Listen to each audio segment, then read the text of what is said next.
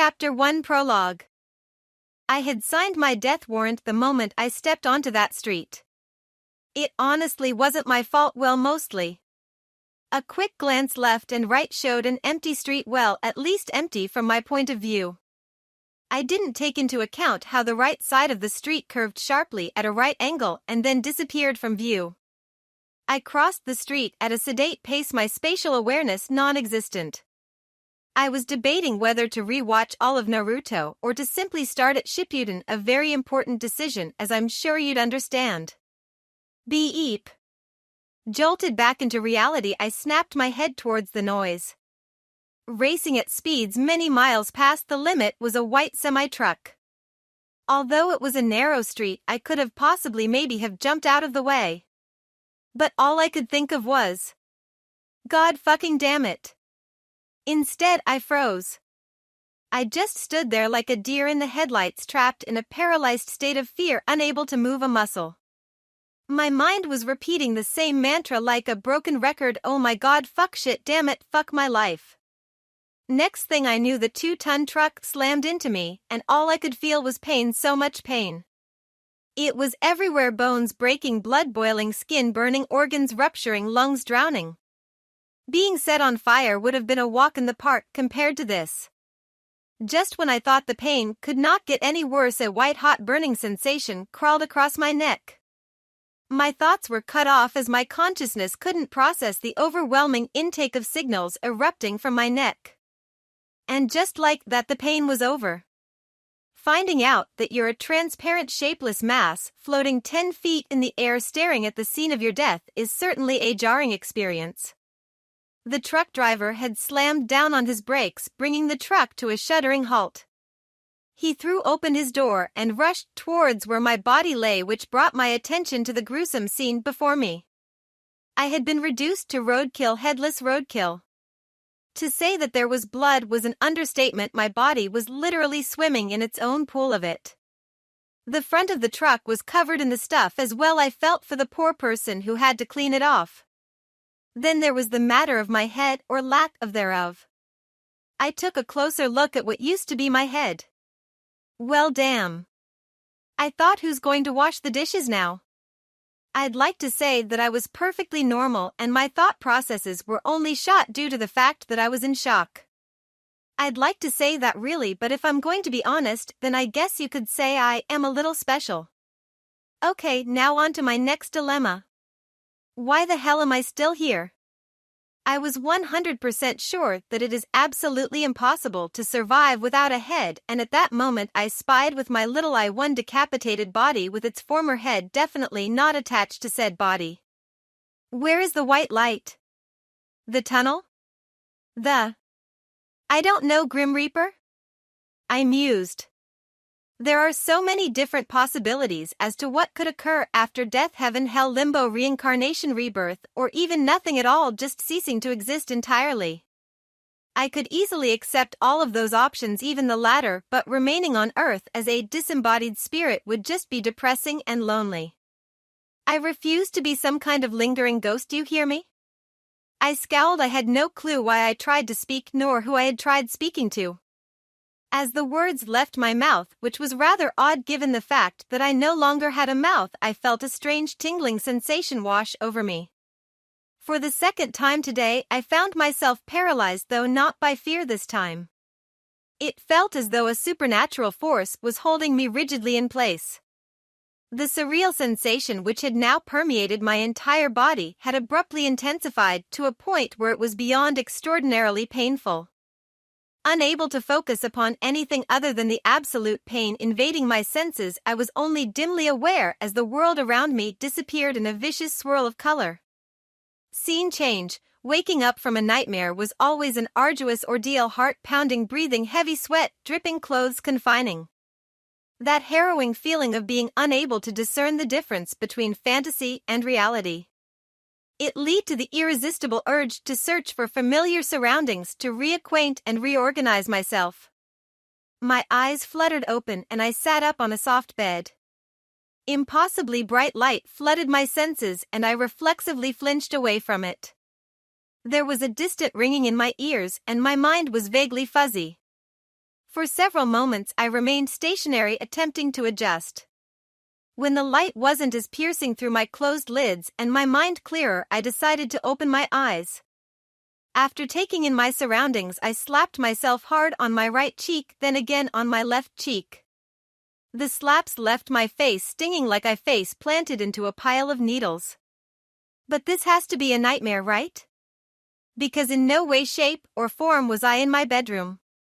Gone were my familiar cool gray walls covered with pictures and posters. In their place was an eggshell white wall with little drawings of cherry blossoms. My once blue bed carpet had been taken over by a shameless baby soft pink. All of my furniture was interchanged with adorable cutesy, entirely too feminine objects and colors. My heart hammered inside of my chest and my hands flew up in a vain attempt to suppress my startled shriek. The movement caused a few loose bangs to cover my eyes. A pause. Why is my hair pink? Slowly, with great care and reluctance, I pulled my hair forward, which was somehow a foot longer and no longer curly, and examined it. This is not my hair, I realized. What the hell? Confused, frightened, and frustrated, I threw off the covers from my bed and stormed across the room. My hands itched to hold my Kisame and Kakashi plushies, as I normally did when I felt anxious, but they were nowhere to be found. When I reached the end of the room, I grabbed an elegant mirror that stood on a wooden white desk. I gaped upon seeing my reflection. Pink hair, green eyes, pale skin, long hair. Holy sweet berry-loving Mew. I'm Sakura. I stared at her, at me in utter dumbfoundment. So I thought slowly I somehow died and reincarnated into Sakura? Another pause. Ah man. I wanted to be Hinata. Chapter 2. Hugs are awesome. Disbelief left me stupefied for several moments as I stared at my reflection. In what possible way did any of what was happening make any kind of sense? Where was the logic? The reasoning? The explanation? How? Why? No laws of science, physics, not even quantum or common sense could provide an answer. One moment I was most certainly dead, and the next I had awoken perfectly coherent and fine in another person's body. In a fictional person's body. Mind blown. Tentatively I reached up a hand and squeezed Sakura's, my cheek. I instinctively winced at the immediate pain I felt. Those slaps from before left my cheeks a little too tender. My bright green eyes narrowed and I made various erratic movements, being sure that the reflection accurately followed my movements. Several minutes later and I had confirmed, again, that I truly was in Sakura's body and that I was in at least some kind of reality. Given my history, I still felt disinclined to believe what was transpiring, but the longer I stayed in her room, feeling, hearing, smelling everything with such clarity and vividness, it became harder to argue that I was dreaming. I licked my dry lips. Okay. It was time to reassess. I was in another world, a world that I always wished to be a part of, in another person's body. I needed specifics now. Judging from the length of our hair, I was semi-confident to declare that I was before the Chunin exams. An onslaught of dizziness descended upon me, and a surge of information rushed through my mind. Flashes of images and vague knowledge bombarded me, forcing me to bend over and clutch at my head. As quickly as it had come, it had vanished, and I was left bewildered with the mild impression of where the academy was. So what was that? Her memories? Come to think of it, I can't remember anything from her own life. I only have my own memories from Li'er's past life. But now I know where the academy is? Is that how it will be? Will her memories merge with my own? If that's the case, then where was the real Sakura? Reflexively, I glanced around the room. If I was in her body, was she then in my old body? Or was she still inside of me? Us? I was starting to get disoriented, trying to figure all of that out. Obviously, I wouldn't be obtaining any answers in the foreseeable future, and rethinking the same questions over and over again would do me absolutely no good. Besides, I knew it was around that time that I should be heading to the academy. It's about time you figured that out. I gave a startled shout, my hands flying up to cover my mouth as I whirled around the room.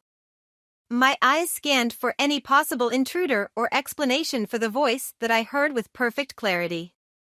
Relax, moron. I'm your inner self. Oh, I mumbled aloud.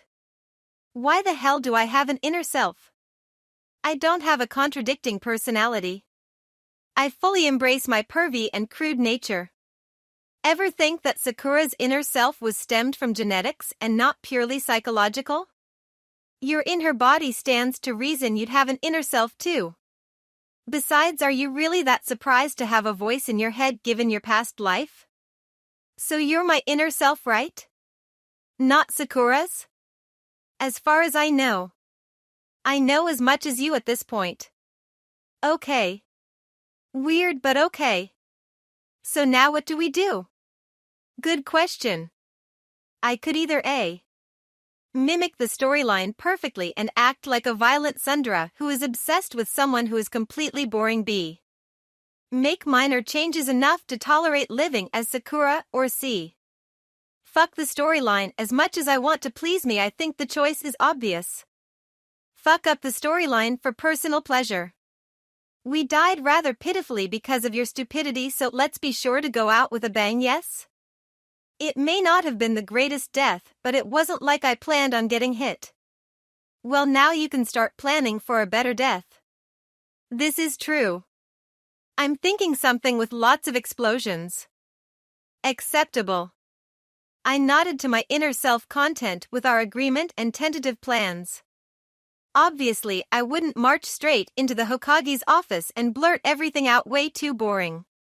Instead, I would live out the easy life of Sakura, do whatever the hell I wanted to, and enjoy the ever-living shit out of my random second life. Let's get this party started. Scene change. It took longer than I would care to admit to find any piece of clothing that wasn't the standard Sakura dress. The girl owned 25 dresses. I liked dresses well enough. The feeling of the wind rushing in between the legs was just flat out nice, but let's be honest, hella impractical for what was coming up. I would have to set aside some time to shop for another outfit. Hooray for finding a cute little piggy bank with an abysmal amount of money inside that I somehow had a conversion rate inside my head. I was able to find a dark red training skirt, a long-sleeved white shirt, and a pink vest with the Haruno crest. A little too feminine for my personal taste, but until I went shopping it would have to do. Certainly better than the tight-fitting flimsy dress Sakura seemed to love oh so much. The hair was another thing that would have to be adjusted, but I had something in store for that. Finished with my task of getting ready, I headed downstairs. It was a very modest home with mostly pictures of family covering the walls inch to inch and the occasional potted flower.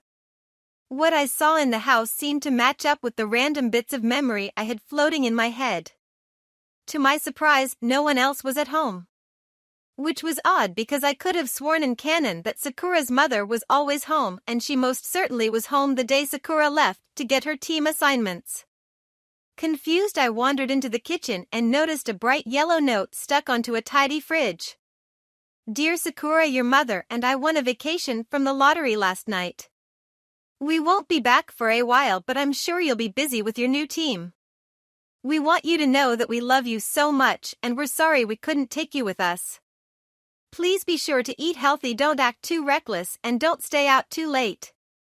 Your father wants to remind you that you cannot have any boys over either. We love you.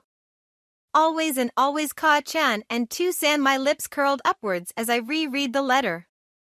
They had both signed it Mother Air. Ka-chan had even put little hearts around her name. Damn, Sakura had some adorable parents. Shame they weren't there, but at least they seemed like they would get to enjoy themselves. Maybe it was a stroke of luck they weren't there, since I didn't really have any memories of them. I wasn't sure how I was supposed to act. I folded up the note before tossing it out, then grabbed an apple to eat, like an asshole praise to cinema sins, and headed to the academy.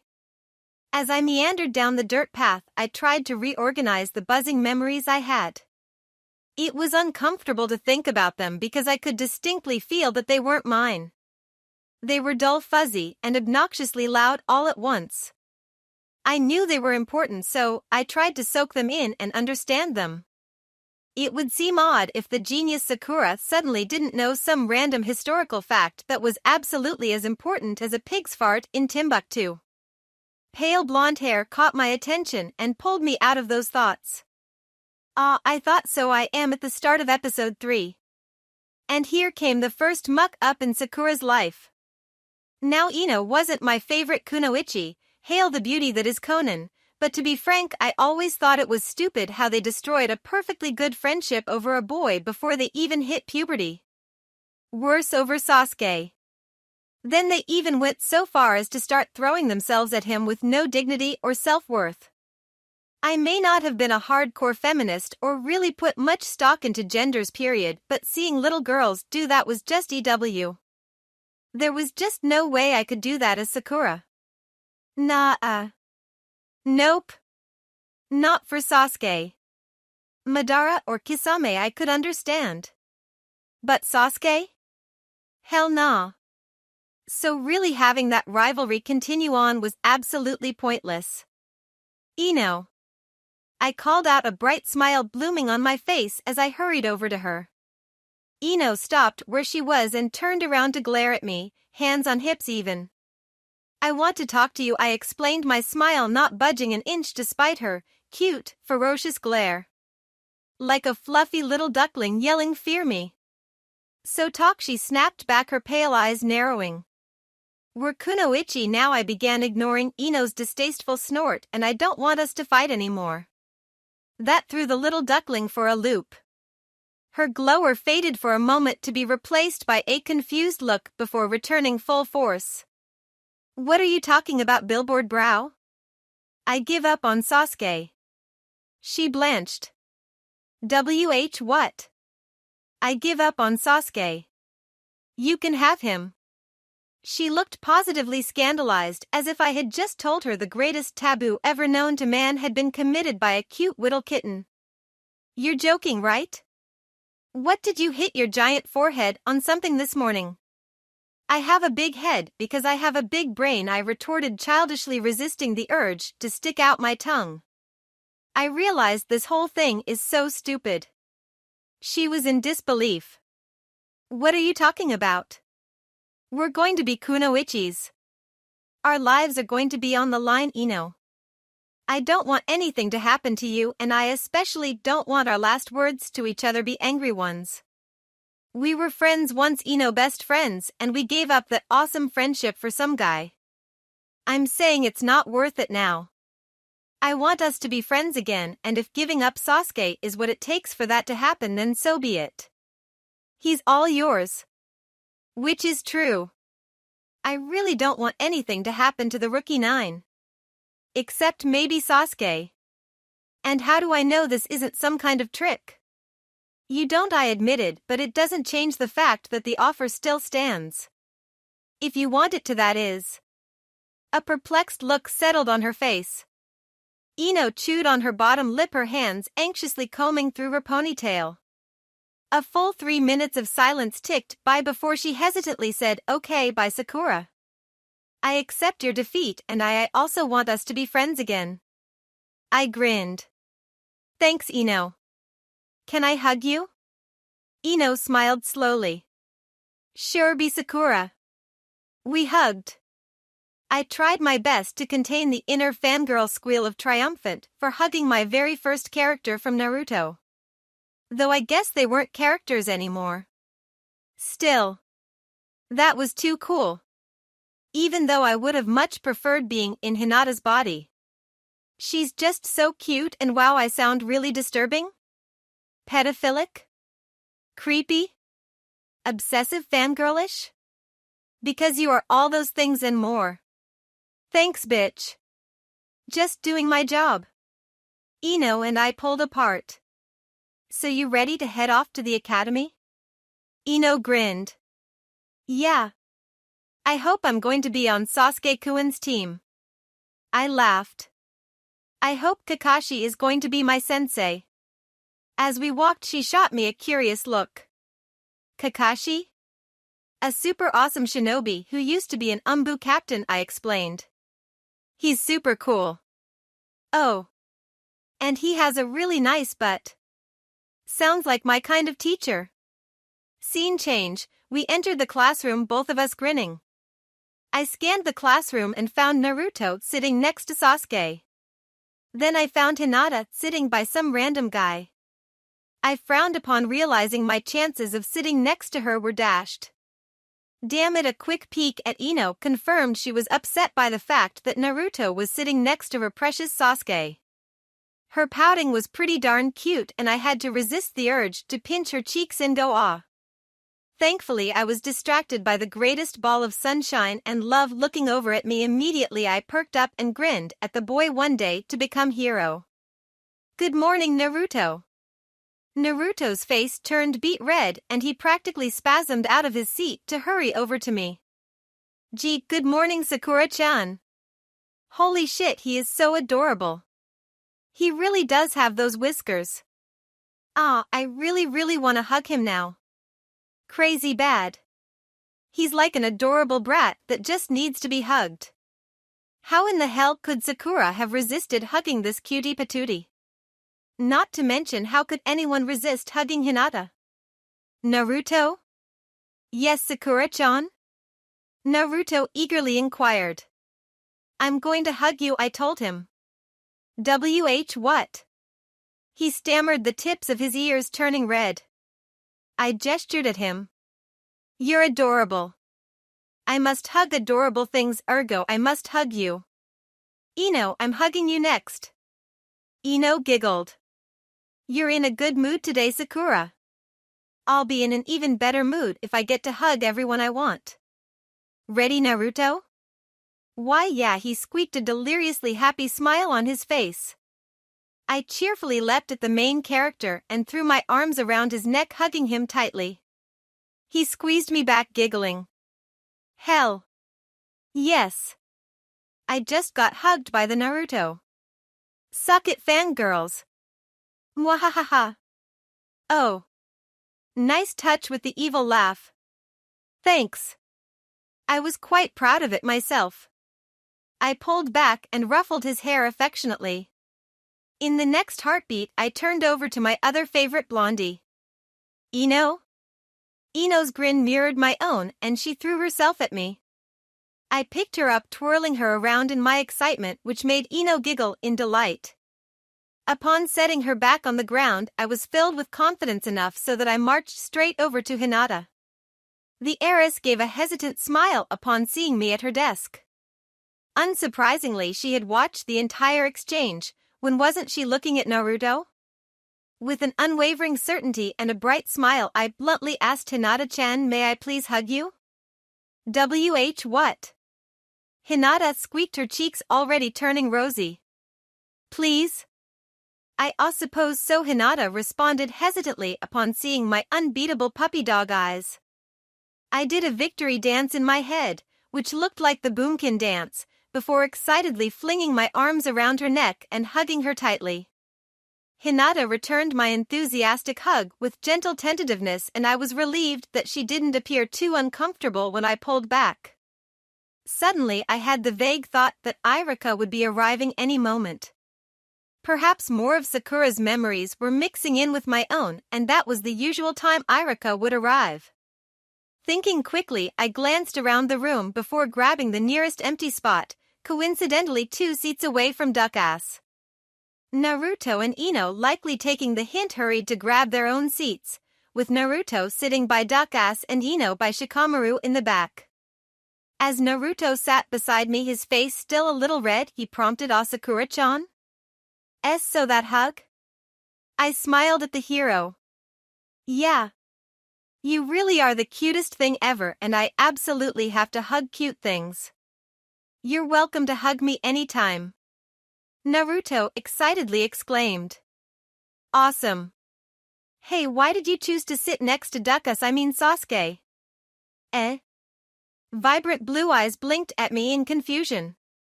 Naruto tilted his head to the left.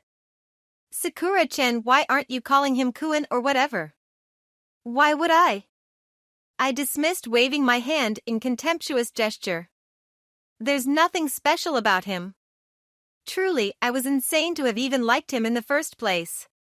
There are far better, more people to admire than someone like him. I was a blind idiot to not have realized such sooner. Ah, Sakura-chan, you're not an idiot. Not anymore, I agreed. Besides, I have more important things to focus on. Like what? Naruto asked curiously. Before I could answer, Irika entered the classroom. Good morning, students. He greeted cheerily, making his way to the front of the room. He then began his impossibly boring speech, on which I completely shamelessly tuned out on. Instead, I reflected on one of my many goals, such as creating my own personal harem, having Kisame acknowledge me as his #1 fangirl, squeezing Kakashi's ass, giving flowers to Konan, keeping the Akatsuki alive, and of course ruining Kabuto's life. Why only Kabuto's? I understand where everyone else is coming from, I thought. Orochimaru is even pretty cool in a mad scientist way, but Kabuto? Nothing but a tool who can't think for himself. He's worse than Sasuke during the Kage Summit. Worse than Sakura pre-time skip even. The guy ruined some of my favorite characters' lives, and he didn't even have the balls to be upfront about it. At least Obito has the sexy voice going on for him, and I hardcore ship him with Mia. Kabuto has nothing going for him. Don't you feel even a little sympathetic for his backstory? No hope. I feel like he's just the person you love to hate. Yeep. He's just a hateable guy. I can see that. I would hope so. You're me, something like that. With that conversation concluded, I went on to continue my daily fantasizes of making all the awesome people in the show part of my harem before I was rudely interrupted by Naruto's shout of happiness. Yes. I was about to frown and wonder what that was about, but then I remembered that Irika was giving out team assignments, so he had likely reached the point on the list where he told Naruto he was going to be on the same team as me. I laughed. Naruto's happiness was utterly infectious. How could anyone hate him? Looks like we're in the same group, Naruto. Naruto giggled, giving me a sheepish grin with a charming blush. And Uchiha Sasuke. Ah, damn it, Naruto grumbled. Sasuke spared us a sidelong glance before his gaze returned back to the front classroom. Heaven forbid the great Sasuke deigned us with a proper look. Irika listed off the rest of the teams, and the moment he finished, Naruto decided to voice his disagreement. Irika-sensei, why is a top student like me paired off in the same group with this guy? He shouted, his finger jutting out and jabbing at Sasuke, as if that would somehow help make his argument valid. Irika gave him a calculating look before he explained, we want our teams to be balanced, Naruto. The best shinobi and kunoichi in the class are paired with the dead last of the class, which is you. Naruto grimaced. Don't get in my way, idiot, Sasuke drawled from his seat, not even bothering to look over at Naruto. Naruto snarled, bastard, what did you just call me? I shook my head as Naruto huffed and puffed at Sasuke, but simply could not blow him down. Irika finished his brief lecture before dismissing us for a short break before we had to meet back to greet our new instructors. Knowing exactly what I had to do before meeting Kakashi, I bolted out of the classroom with a skip in my step. Naruto wasn't far behind me apparently, because as soon as my feet landed on the pavement outside, he called out, Sakura-chan. I halted and turned around. Sup? We should go eat together now. We're in the same group after all, Naruto said, his eyes brimming with warmth. Sorry, Naruto, I sincerely apologized, but I need to head to the library ASAP and a few other places before we meet our instructor. We can eat later though. Naruto's eyes widened and he shouted, really? I giggled. Yes, but not as a date. As two friends who are going to become best friends. The poor boy looked so torn.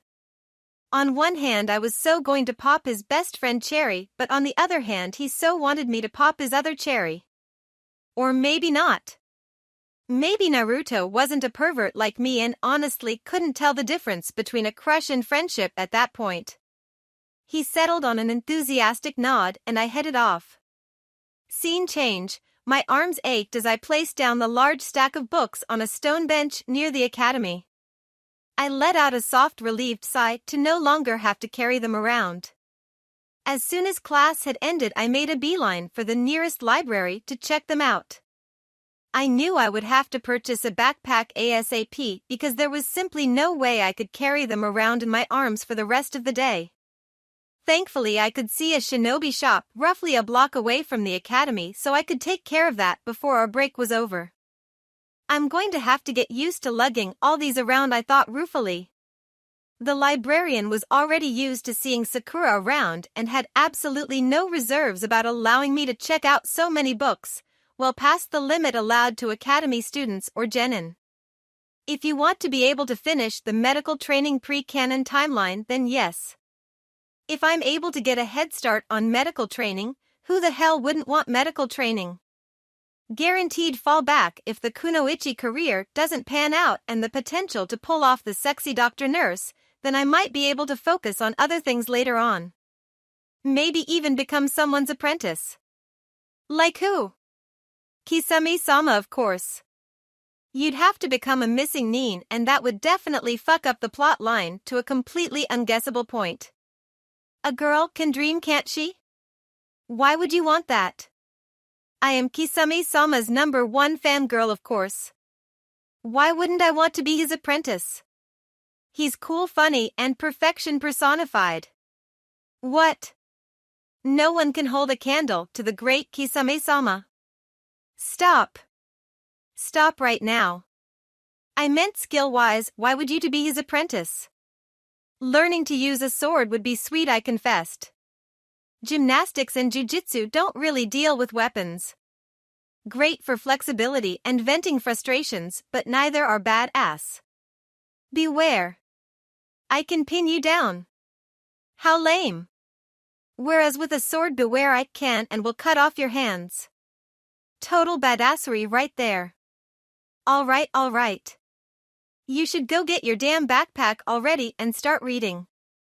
All right. I totally forgot. I know. Chapter 3 Pinch Pinch. He's late, Naruto grumbled petulantly. The boy peered sullenly at front door of the classroom. His words made me glance up briefly from one of my texts. I had planned for Kakashi's lateness perfectly and brought an abundance of medical textbooks. I was still sorting through Sakura's memories, and thank God I started getting her memories on perfect chakra control, and I found that it was largely used like a muscle memory, not a lot of thought process on my own part, so I didn't understand a lot of the jargon used in the texts. As a result, I had to lug around even more books than otherwise necessary to look up a certain word, phrase, or reference. I couldn't quite carry all of those books on my own, so I had to purchase a sturdy black backpack. Why Sakura did not own one was beyond me. Because I was perfectly entertained and knew in advance that the man would be late, I wasn't bothered in the slightest bit like Naruto or even broody Sasuke. Yep, I agreed. In response, Naruto grabbed an eraser and began setting up his prank. I quirked an eyebrow at him. It's your own fault if you get in trouble. HN. A jonin isn't going to fall for something as stupid as that, Sasuke declared quietly. You'd be amazed, I said sagely, nodding my head in mock wisdom. With timing that only existed in that universe, as I said that, Kakashi entered the room and the eraser landed on his head with a plop.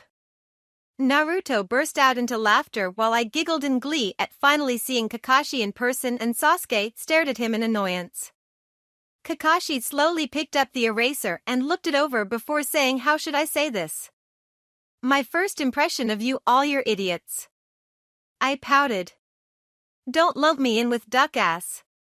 Scene change. I folded my hands neatly into my lap, taking the moment in to admire the beauty that was Kakashi Hatake. He was every bit as delicious to look at as he was in the anime manga, and now that I knew what laid underneath that mask, well, I had a very active imagination.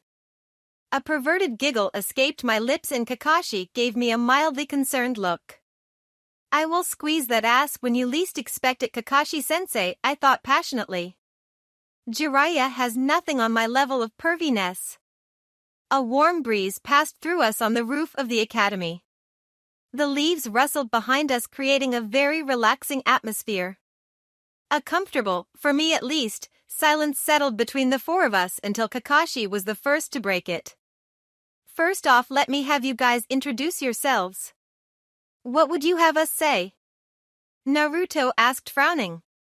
Sunshine personified had eagerly sat next to me on my right, his shoulder bumping against my own. Things like your likes, dislikes, dreams and hobbies or something like that. Naruto's brow furrowed and he started rocking back and forth. Then why don't you start with yourself, sensei? Kakashi lazily pointed towards himself, putting on an air of mild surprise. Me? Well, my name is Hitaki Kakashi. I don't feel like telling you guys about my likes and dislikes. I've never really thought about my future or dream. As for my hobbies, I have many. Have you considered modeling? I asked seriously. Kakashi scratched the back of his head. You know, you're not the first one to ask me about that. I'm not surprised, I responded honestly, then smiled mischievously. I bet you have a cute little beauty mark under that mask of yours. I can practically see it now. Kakashi chuckled, although I thought it might have been a bit of a forced chuckle. Anyway, your guys' turn now. Why don't me? Naruto exclaimed happily. I'm Uzumaki Naruto. I like cup ramen, but I like ramen at Ichiraku that Irika-sensei buys for me even more. I hate the 3 minutes I have to wait to boil up the ramen. My hobby is to eat and compare ramen, and my dream is to become greater than all of the Hokages. I'm going to make all the villagers recognize my existence. Kakashi nodded his head, unsurprised by Naruto's introduction. All right, little miss is next. I giggled. You can call me Sakura-sensei. Sakura, then Kakashi corrected, awarding me with his trademark eye smile. I almost swooned before I reminded myself that Kisame was officially real in that world and I was his fangirl first. Since we're going before Sasuke, you thinking what I'm thinking? Absolutely. We are so trolling him.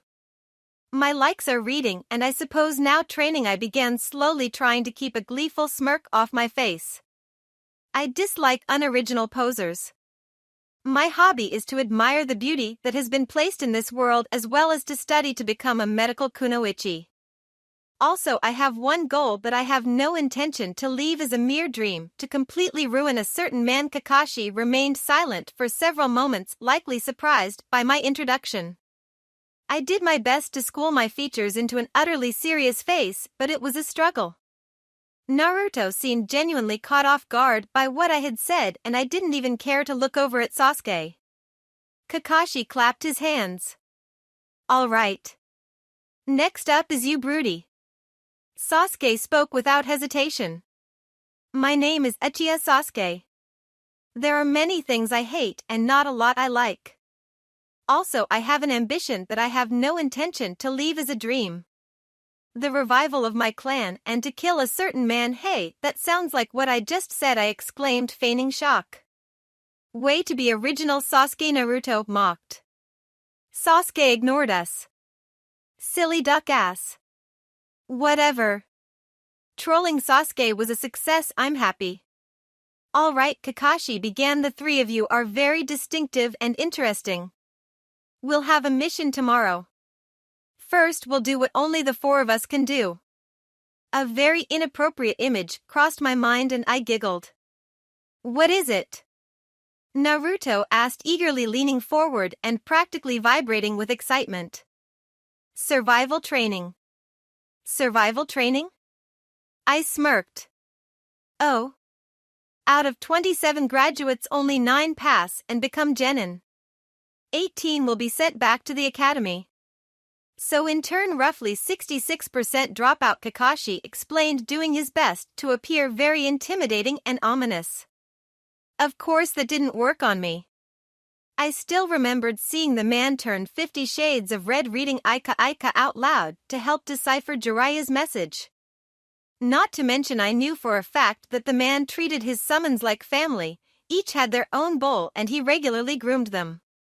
It was hard to find a man like Kakashi intimidating with all that knowledge and so much more. Still, I had to keep in mind that I was a fresh academy student and I should have been fuck it. I'm so going to pinch those cheeks I cooed. What? Kakashi asked completely off guard. Did I say that out loud? Pretend you heard nothing, I insisted, then started to whistle innocently. The ex-Umbu captain distinctly scooted away from a little girl with pink hair. That only heightened my amusement, of course. It was hard to focus on what else Kakashi talked about because all I could think about was how shy and adorable the supposed bad-ass was when it came to anything perverse. Before I knew it, Kakashi was gone. Sasuke left in an awful big hurry and Naruto was nervously looking over at me. I gave a woeful sigh before casting a glance over at my future teammate. Wanna go get that ramen now? Naruto's nervousness faded away and he bounced up and down. Yeah. I'll pay for whatever you want, Sakura-chan. Drop the chan, you adorable boy, I teased. We're friends now, so let's be on a first name basis.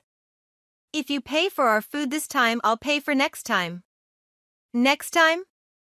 Naruto squeaked, his face illuminating with sheer happiness.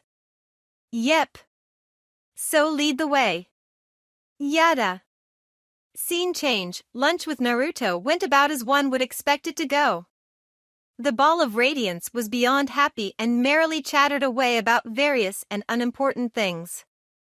It felt relaxing and nice and I was already comfortable around his presence. I was dead set on becoming Naruto's first best friend because clearly Sasuke did not deserve that right. After I bid my companion farewell, I lugged my backpack across the village to my next destination. I took the back way instead of the main street, wanting to experience the village through my own eyes instead of Sakura's memories. There were moments where two different memories collided, such as there was a dessert shop at a corner that used to be pawn shop and Sakura had memories of both of them in that area, and it was hard to tell which one was the more recent one until I actually had to go there in person to see for myself. The actual journey took well over an hour and my shoulders ached something fierce from lugging the heavy backpack around. It was with great relief that I approached the Yamanaka's compound. With Sakura's memories as my guide, I deftly maneuvered through the bustling area until I reached Ino's front door.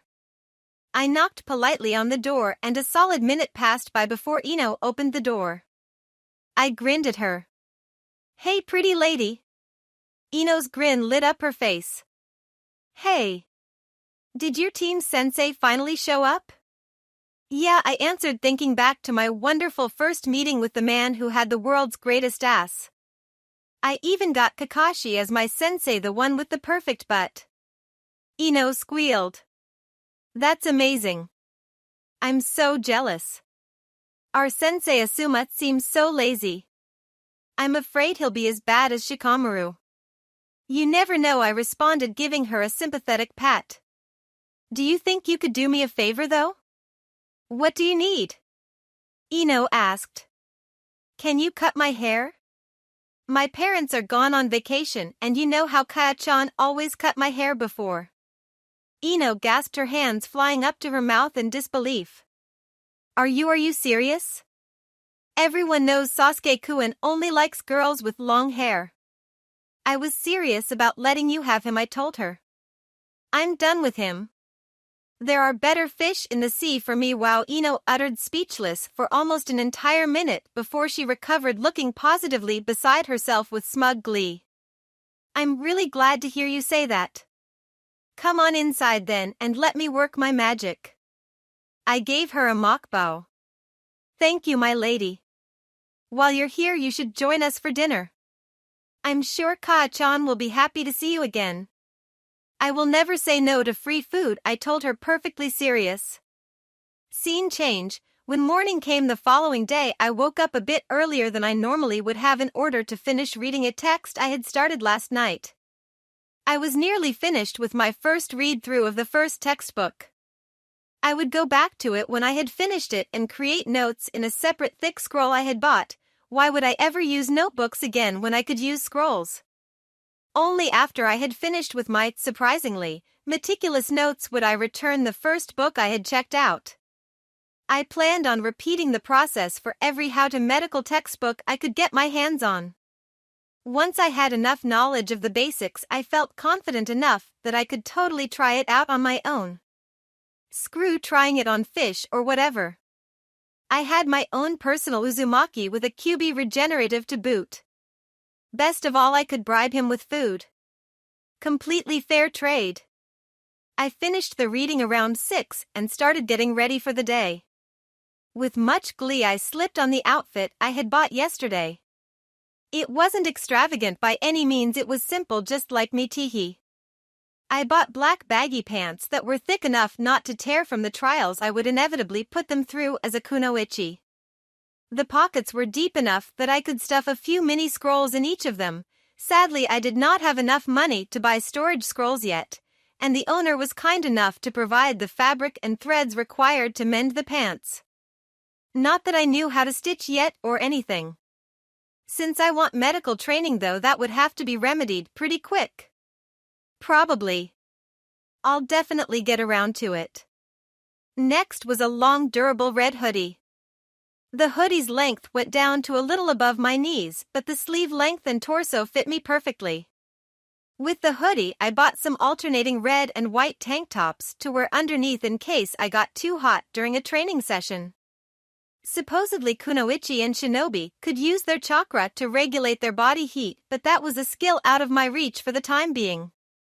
I also simply could not resist getting some badass-looking black gloves with a metal back and a matching pair of standard badass-looking shinobi black boots.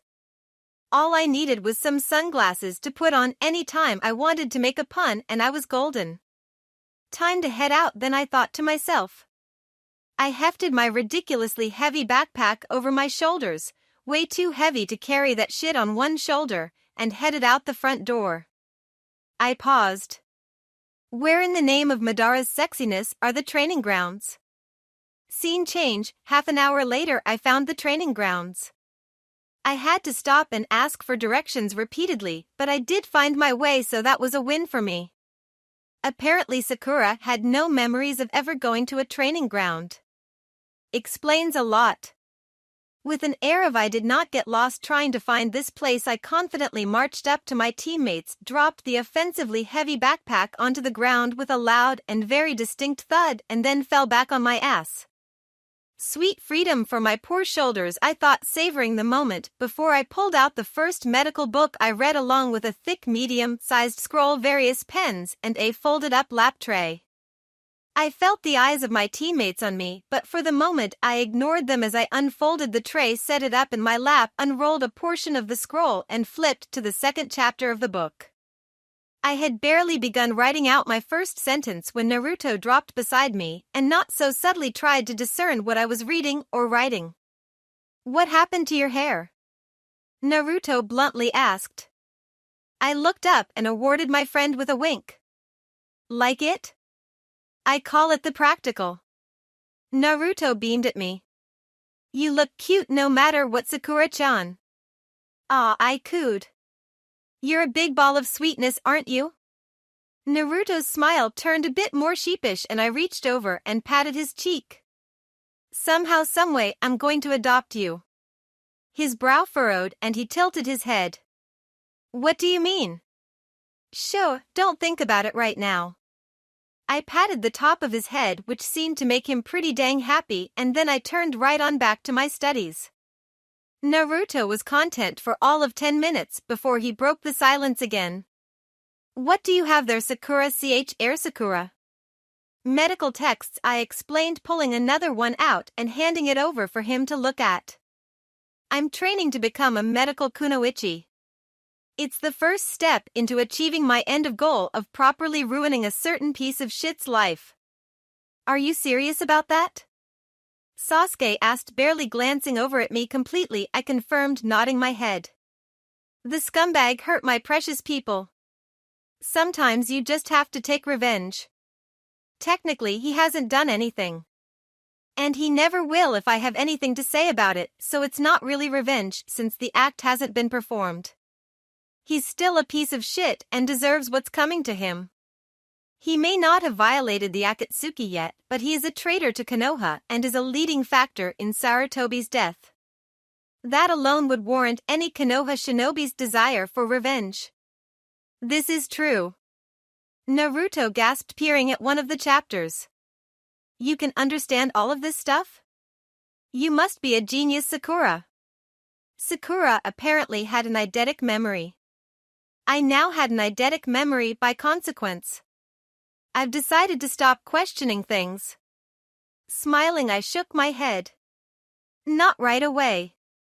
That's why I brought a dictionary with me. After a couple read-throughs though, I'll understand it. That's amazing. Naruto cheered. You're going to be a great medical kunoichi, I promise. Repressing the urge to squeal, I settled on reaching over and patting his cheek again.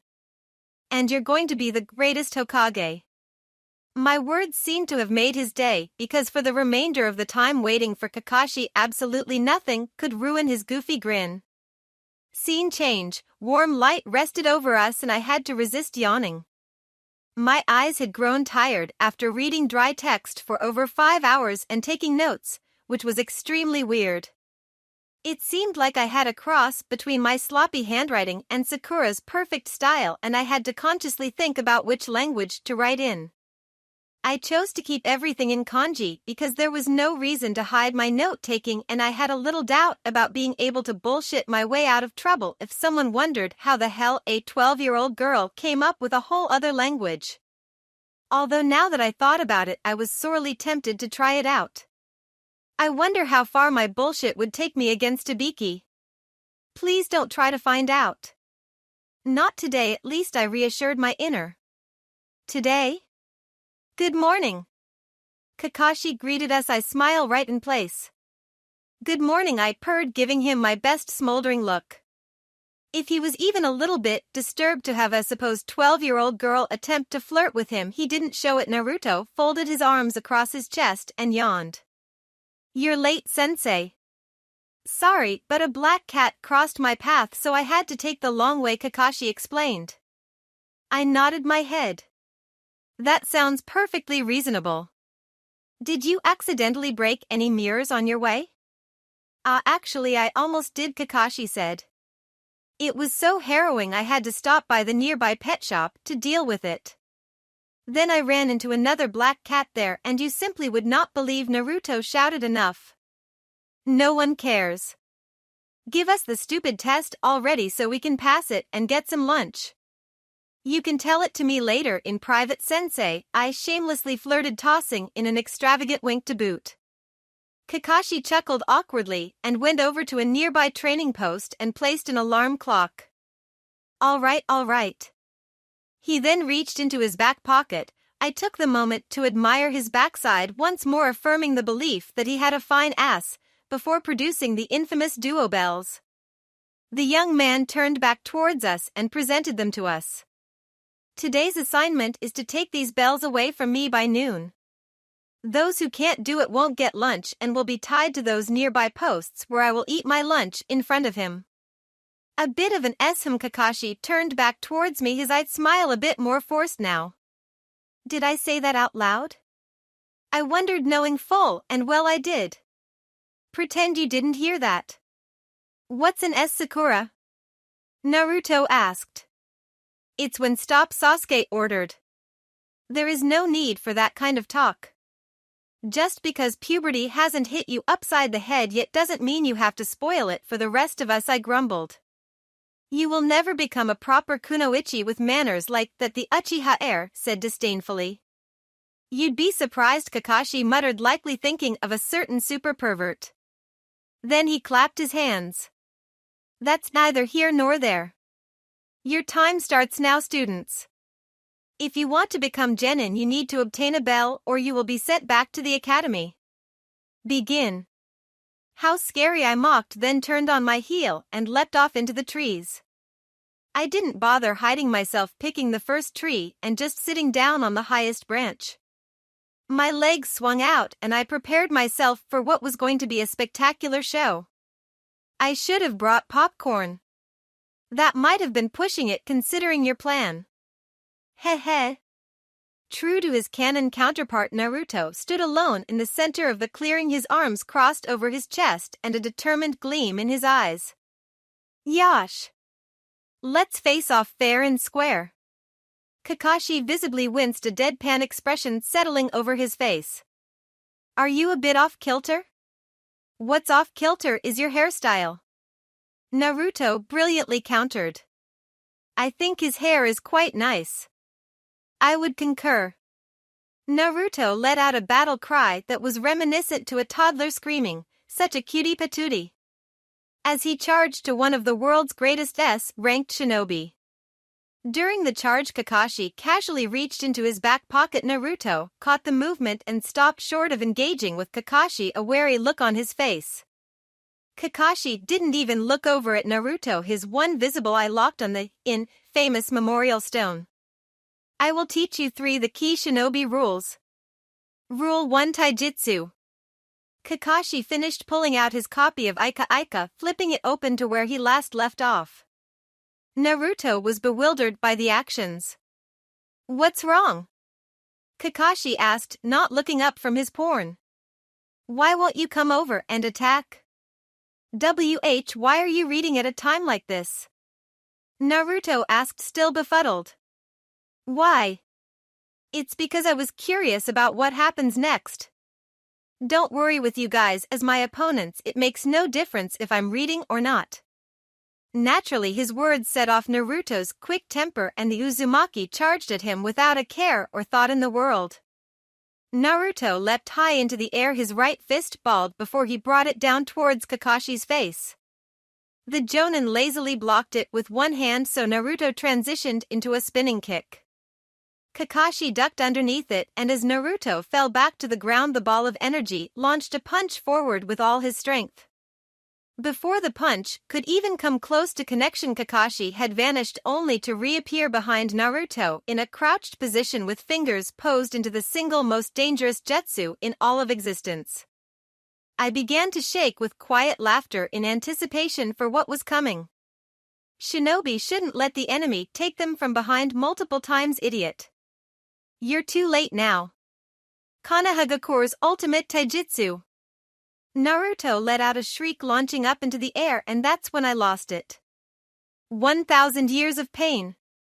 Sexual asa assault. I howled, laughing with my entire body. My Madara's sexiness, ahahaha, I actually did that, ahahaha. Kakashi turned towards me as I clutched to the tree trunk and shook with laughter. It's not nice to laugh at your teammates. Ahahaha. See coming fr from you? Ahahaha. Now you're just giving away your position. Puffed. Like why you wouldn't, already know, I giggled. Well, if you aren't going to hide, perhaps I should knock you out of the running? No. I have a mastermind plan. I shouted, trying desperately to stifle my giggles. If you do that, you'll never see how epic and brilliant I am. Then you better hide. Party pooper, I grumbled. You're lucky you're so dang hot. With a reluctant sigh, I hopped down from my tree and headed into the forest. I couldn't enact my sheer genius of a plan until certain events had transpired, so I was hoping I would be able to watch everyone screw up before I brought them into my plan that would 100% work. How does a genin hide from a jonin that specializes in assassination and tracking? They don't. But he wants us to hide, and I can't let a member of the Fantastic Ass Club down. I'm sure he doesn't actually expect you to hide well. All the more reason to do so. In the distance, I heard the distinct sound of kunai hitting hard against a log. I immediately shrieked, logged. Praise to Naruto abridged. You just gave away your position again. It had to be done. I regret nothing. I continued to maneuver through the forest, purposely going in circles in a vain attempt to mix up my scent or whatever. After thoroughly circling the area, I finally crawled into a bush that was thick enough that my bright colors wouldn't be spotted easily. Laying on the ground like this is boring as hell. I know, right? Stupid Bakakashi. Hello, Sakura. I poked my head out from under the bush, looking up at Kakashi, who crouched in front of it. I beamed. Hello, sensei. How'd I do? Not bad for amateur. You almost made me pause, Kakashi praised. I inwardly squealed, choosing instead to grin brightly. Thanks. I did try, you know. I'm sure. Are you ready for the third lesson? Genjutsu, right? Yes. Bring it on. Well, since you already know what's coming, I'll use a special one for you, Kakashi promised. I squealed. Really? I've never been placed under a genjutsu, so this is really exciting for me. You're bit of an And S, I confirmed, nonplussed. Hey, if I break out of it in under a minute, will you buy me Aika Aika? Nope, Kakashi said, and then holy crap, ow. There was a total invasion of all of my senses. For someone who was only starting to get used to feeling chakra at all, having someone else's chakra shoved through you was not comfortable in the slightest bit. My entire body felt on fire. Shit. Getting my head decapitated felt like nothing in comparison to the burning lead that pumped through all of my veins. Then it was all gone and I was back in the forest, covered in sweat and minutely shaking. Was all Kakashi said, staring at me. Your file didn't mention you were chakra sensitive. That hurt, I whined, trembling. Probably, he agreed slowly. We stared at each other in silence, and then I thought I saw him move, but it was certainly too fast for my eyes to follow, and in the next moment I was out like a light. Scene change. When I came to, my sweat had dried and the tremors were gone. Fuck, how long was I out for? Only a few minutes, I think. What the heck does chakra sensitive mean? We'll probably find out on our own through reading medical texts. Oh. I want to do that. To hell with asking people, let's find out on our own like badass detectives. Batman would totally approve of not asking for help. We wouldn't want to disappoint Batman. Exactly. Off to find my teammates now. Scene change. I squatted down in front of Sasuke, enjoying the fact that the little ego monster, like you're one to talk, was buried up to his chin. He glowered at me. What do you want? I think a trade is in order, I drawled sweetly. Do you have an explosive tag? Yes, he responded reluctantly. I'll dig you out for that tag. Fine, Sasuke bit out. I did a slight cheer. Awesome. This will be the chance to try my first ever ninjutsu. I mean, I'm an expert on this, don't worry. No, don't I change my mind. Drawing from Sakura's memory, I gathered chakra into my fist. It felt awkward doing it myself, but at the same time completely natural. Following the instincts given to me by her, I slammed my fist into the ground in front of Sasuke, simultaneously releasing the chakra I had gathered. I was careful not to go overboard, not that I had a lot of chakra to begin with, sadly, but it was more than enough to crack and loosen the ground in front of the Avenger. Within seconds, Sasuke had crawled out on his own, giving me a mildly worried look, worried more so for himself than me, obviously. Smiling brightly, I held out my right hand towards him. Gimme. Right, he said slowly. Is that all? Actually, I think we should work together, I went on. With Naruto too. I have a really great plan in mind. Absolutely, N. If you agree to this, I will never ask you out on a date and never be your fangirl, I purred, giving him a smile that Cheshire would highly approve of. The Uchiha hesitated. Promise? I swear, I swore easily. Come on, it's a great plan. I almost died in it. Why didn't you say so in the first place? He muttered dryly. Scene change. It didn't take long to find Naruto or convince him to work with us. Once we were all together, I cleared my throat. All you guys have to do is focus on grabbing the bells from Kakashi, I began to explain. Don't worry about little ol me, I will be the main distraction. Of course, one distraction, no matter how epic it is, isn't nearly enough for someone with that magnificent ass, so Naruto will be helping me as well. Naruto was brimming with excitement. Oh yeah? What do you want me to do? I need you to make about 30 clones and turn them into sexy no jutsu, I started, but was stopped by Sasuke's look of utter disgust. Relax, woman. It morphed into sheer hatred for me at that point.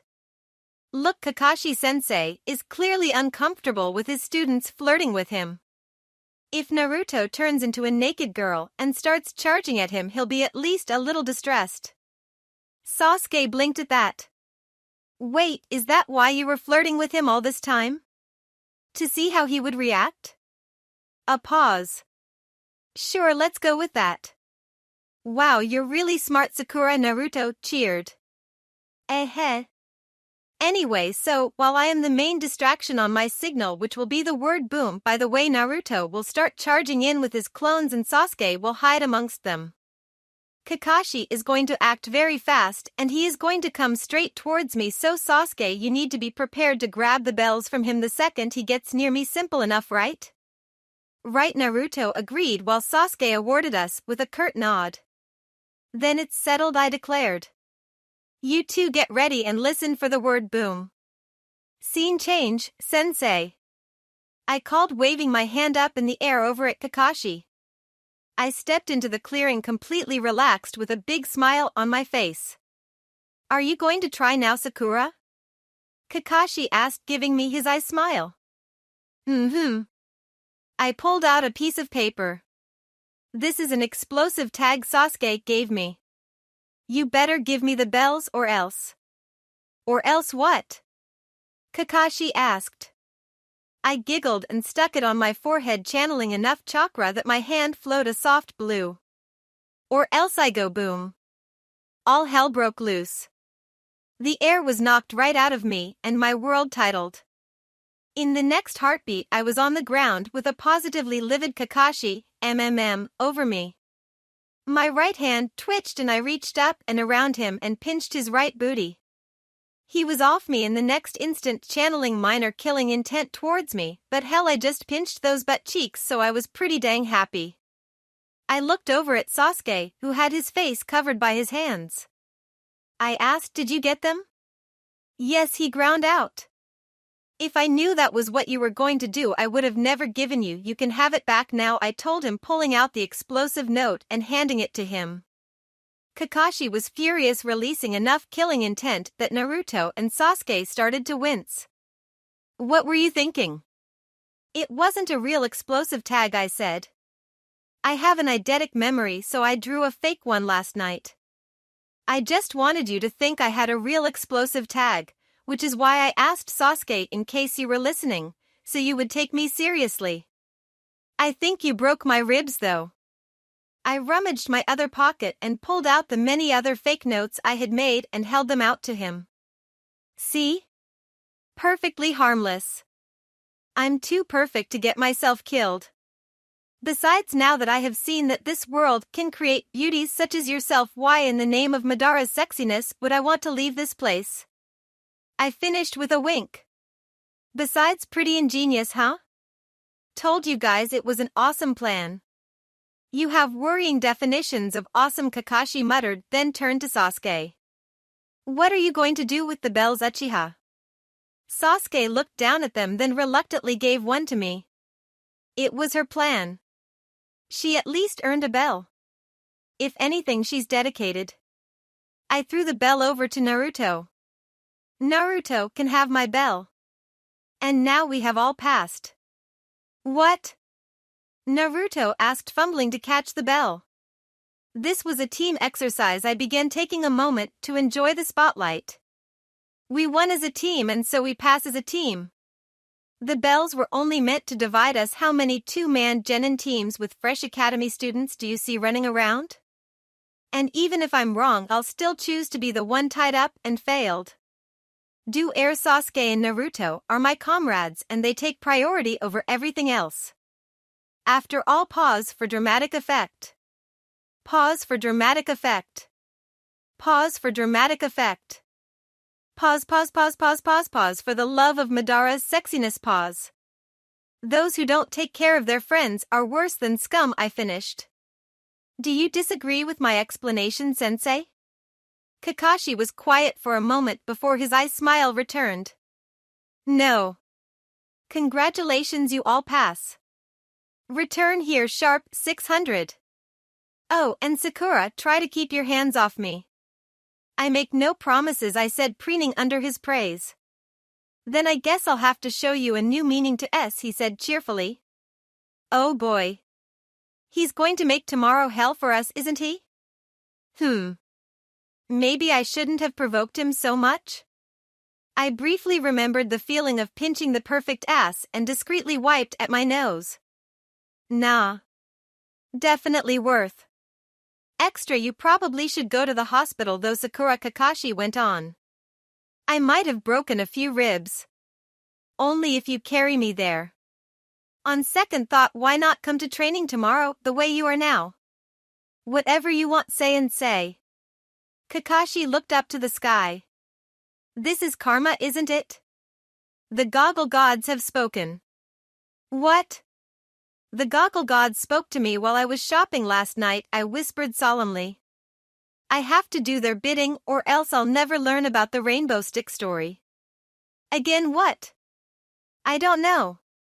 I am only a humble disciple. Kakashi laughed at that point. Chapter 4, Keep your hands where I can see them. Week 1, Day 1, Sensei.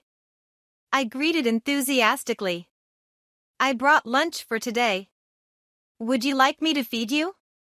Kakashi stared at the overly cute bento box I held out to him before he rubbed at his nose, took a deep breath, and sneezed out a small fireball. I let out a startled shout, dropping the smoldering box. Naruto gaped. That's sacrilege. You don't turn down a cute girl's homemade lunch. He had very good reason to, Sasuke muttered, tossing me wary looks. Mock sniffling, I whined a simple no would have sufficed. Kakashi gave me an eye smile. Thank you for the lunch, Sakura. My heart soared under his praise. He set it on fire. Why the hell does that praise make you happy? Kakashi clapped his hands together. That reminds me, Sakura, did you go to the hospital? Yes, my ribs are merely bruised, I answered cheerfully. They said it would only hurt if I took deep, ragged breaths. I see. In that case, you all will be doing laps around Konoha until you drop. Academy reports can only tell me so much. I want to see exactly where you all are. My ribs instantly started crying. My poor heart was being torn in two. On one hand, this was about to be hell. On the other hand, I was clearly getting the Kakashi's attention. Being the optimist I was, though, I settled on the positive note that I was catching Kakashi's attention. In time, I was certain he would be so tired from my advances that he would give up and allow me all the butt pinches I wanted. There is something wrong with you. Naruto cried out, but that's so boring. Aren't you supposed to teach us something cool? Idiot, they don't teach fresh academy students the first week of becoming genin high-level ninjutsu, Sasuke snapped. That's second week minimum. Oh, okay. Kakashi only continued to smile at us. What are you waiting for? Chop chop. Day 2, Sensei. I cheered. I made everyone more bentos. Here you go. There was a blinding flash of light, and in a single heartbeat the delicate bento box I had crafted for Kakashi was shattered into a pile of splinters and mush. My lip jutted out into a pout as I dropped the remainders onto the ground and wiped my hands on my shirt. I had decided to keep my hoodie off while I trained. Damn it, Kakashi-sensei, Naruto shouted. If you didn't want it, let one of us have it, that's free food. And Sakura-chan is a crazy good cook. Sasuke, who also had yet to take one of my bentos, he flat out declined and gave it to Naruto, and likely would not for a while narrowed his eyes at Naruto's words. You're biased. There's no way we could trust your judgment in that. A frown tugged on my lips. I actually am an amazing cook. I had a combination of my own experience and Sakura's memories. The girl cooked every day with her mother and for a while every weekend with her grandmother, which resulted in some bomb-ass food. Kakashi shrugged. Mama. How are your ribs, Sakura? Still bruised. My whole body is bruised now actually.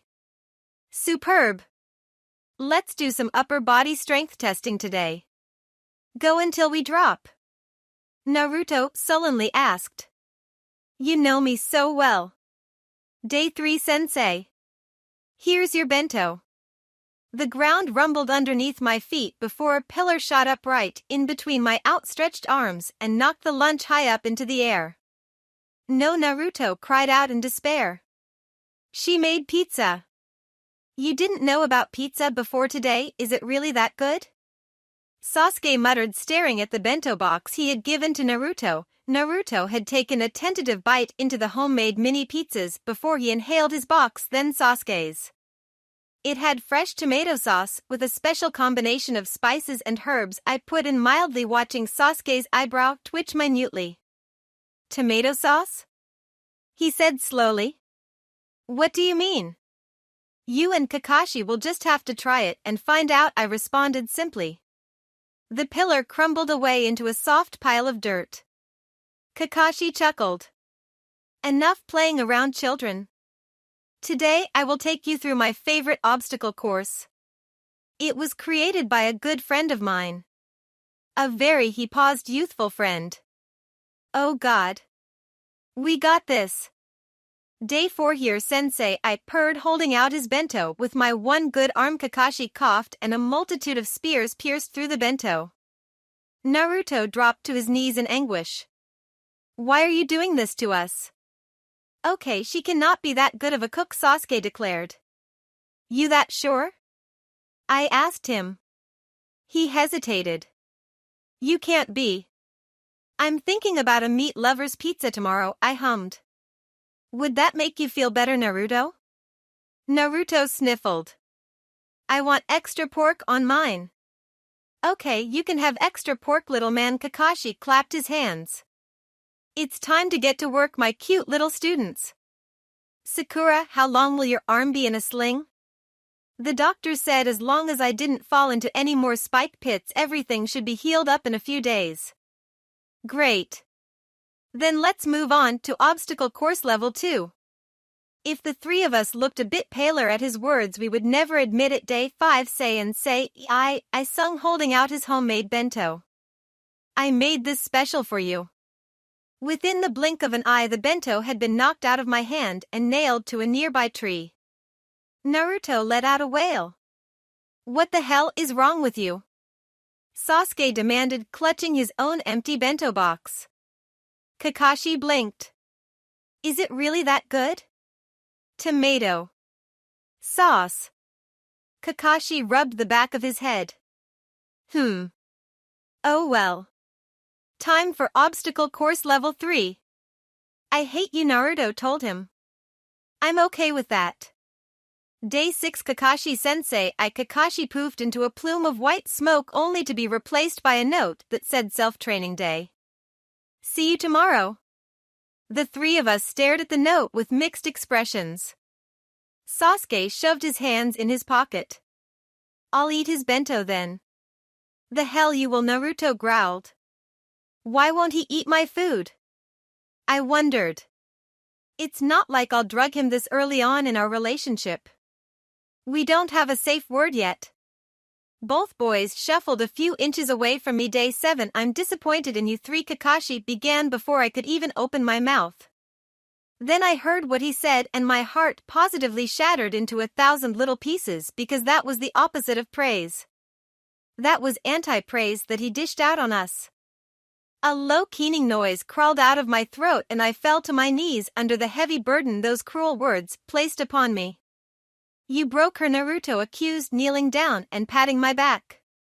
I curled into a fetal position, moaning in pain. Why would you break our chef?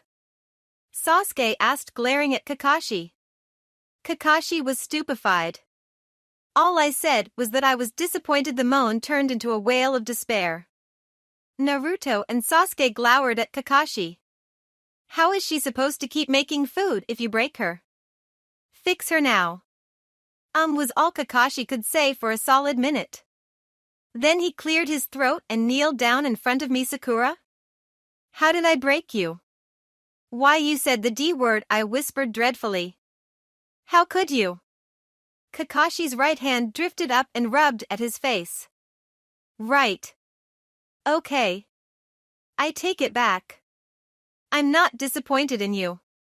I sniffled. Promise? Yes. I leapt up onto my feet, eyes bright and a cheerful smile on my face. Yay! Would you like your bento, sensei? I'll eat it if you don't want it, Naruto subtly offered. It would probably be best if I took it. A ramen addict like yourself doesn't know how to appreciate good food, Sasuke equally subtle put in. Kakashi hedged.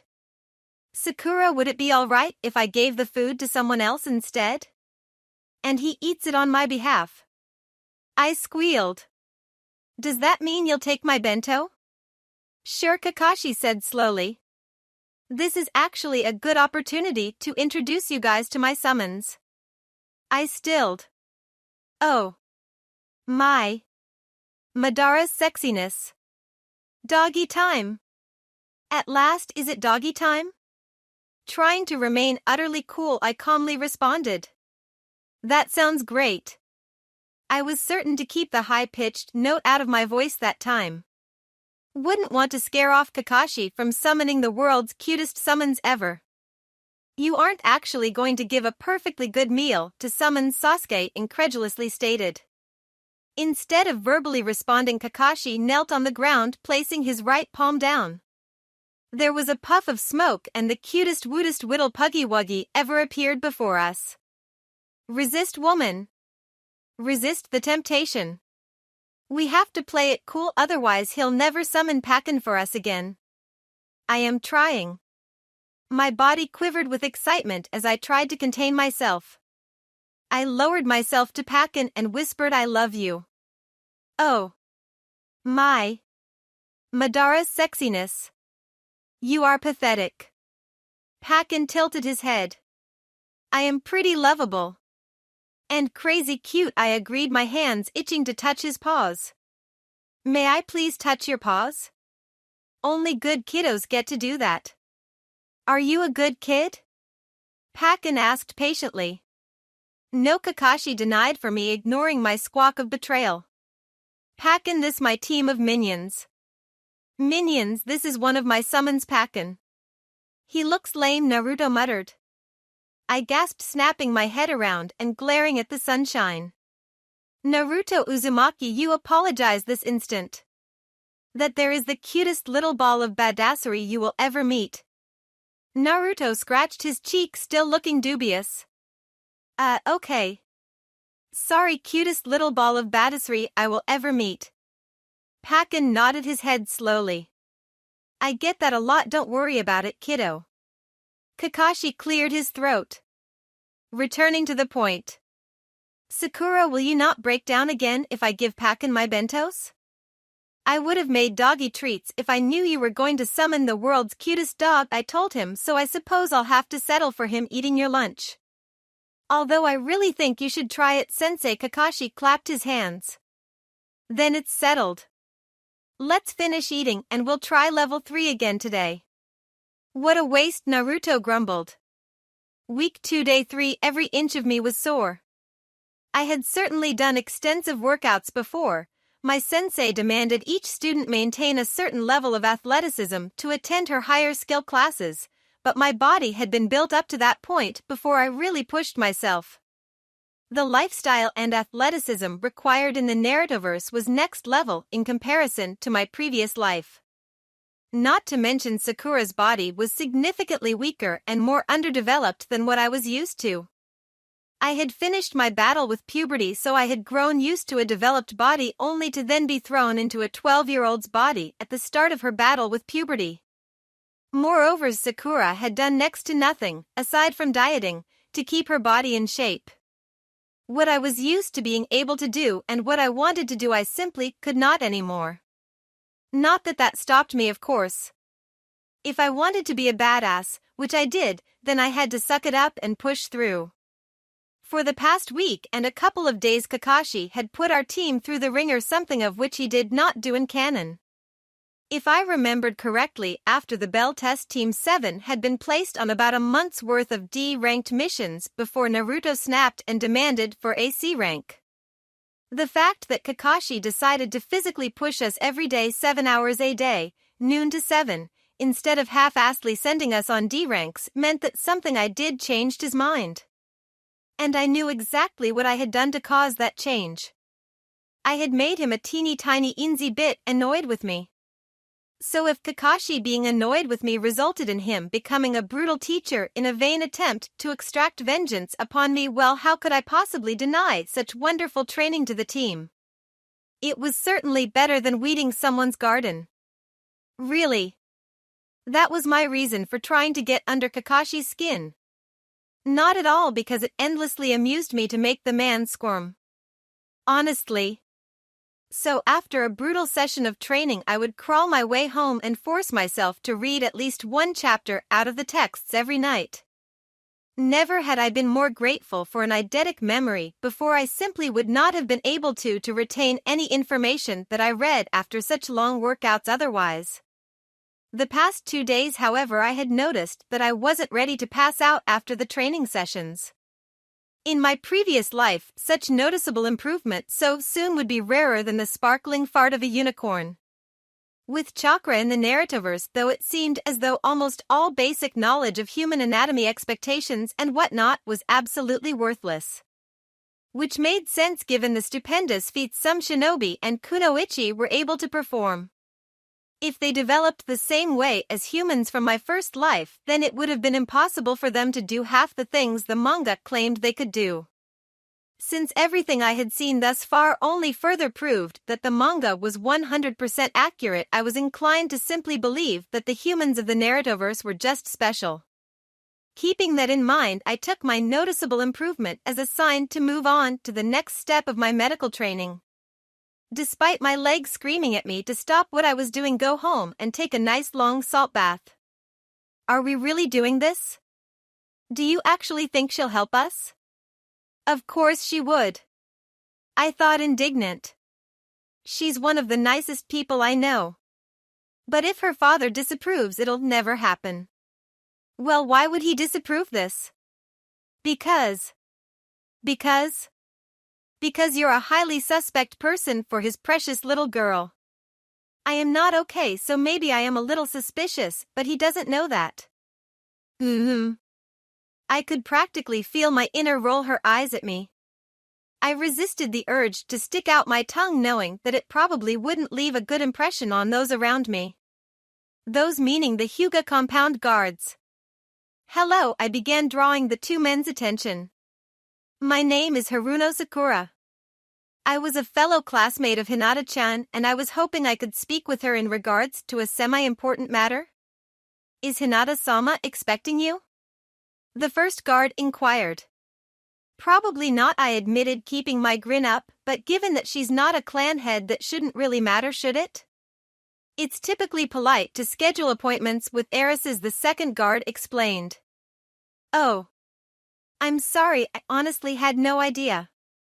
It's all right, the second guard reassured me while the first one glared at me. Given that you're classmates, I'm sure she won't be bothered. I'll see if she's available. Thanks, I chirped. While the second guard headed inside, I patiently waited. There wasn't much to do aside from wait. The first guard was obviously in no mood to talk with me, and I didn't particularly feel like forcing conversation when I didn't want or have to. The warm breeze ruffled my hair, causing the ends of it to tickle my cheek. I reached up and tucked part of it behind my ear. In the same moment, the doors to the compound opened and the first guard came out with Hinata. Hey Hinata-chan, I greeted enthusiastically. How's it going? Hinata awarded me with a cute shy smile. Thank you Sakura-san. Aomo-san mentioned you had something you wanted to talk with me about? I gave her a mock bow. I do, fair lady. Care to join me for a walk? Hinata hesitated a brief moment before smiling again and saying okay. After a couple of paces heading away from the compound and towards the nearest training ground, I asked, would you like to join me for some training after our team sessions? Hinata's eyes widened. TR training? With me? Of course, I told her, placing an arm around her shoulders. She made a squeaky noise and blushed. I want us to become the bestest of friends, and everyone knows the best way to do that is through training. Our friends? With me? Hinata squeaked out, clear disbelief in her tone. Yeah. You're really amazing, Hinata-chan, I told her, smiling. Besides, since I've decided that I'm going to be Naruto's best friend, I had better become even better friends with his future wife. Her face was like a rose, and then her eyes rolled back and she promptly passed out. I anticipated that though, which was why I placed my arm around her and caught her easily. Although my muscles did complain heavily, I swung her over my shoulder and continued to carry her to the training grounds. The Hyuga heiress came to about a minute after we arrived, and I had already set her down. When she saw me looking down on her with a smug smile, her cheeks reddened again and she buried her face in her hands. Please don't say things like that. I won't say it again tonight, I promised, but I'm only being honest. I really do want us to become good friends, Hinata-chan, and I truly think we would do well to train with each other. I squatted down in front of her, placing both of my hands on either side of her cheek and smushing her face together so she couldn't finish her nonsense talk. Every time you say something ridiculous like I'm not good or I can't do that, I am going to smush your adorable cheeks together. Understand? Hinata nodded her head and I released her before straightening back up. Okay, good.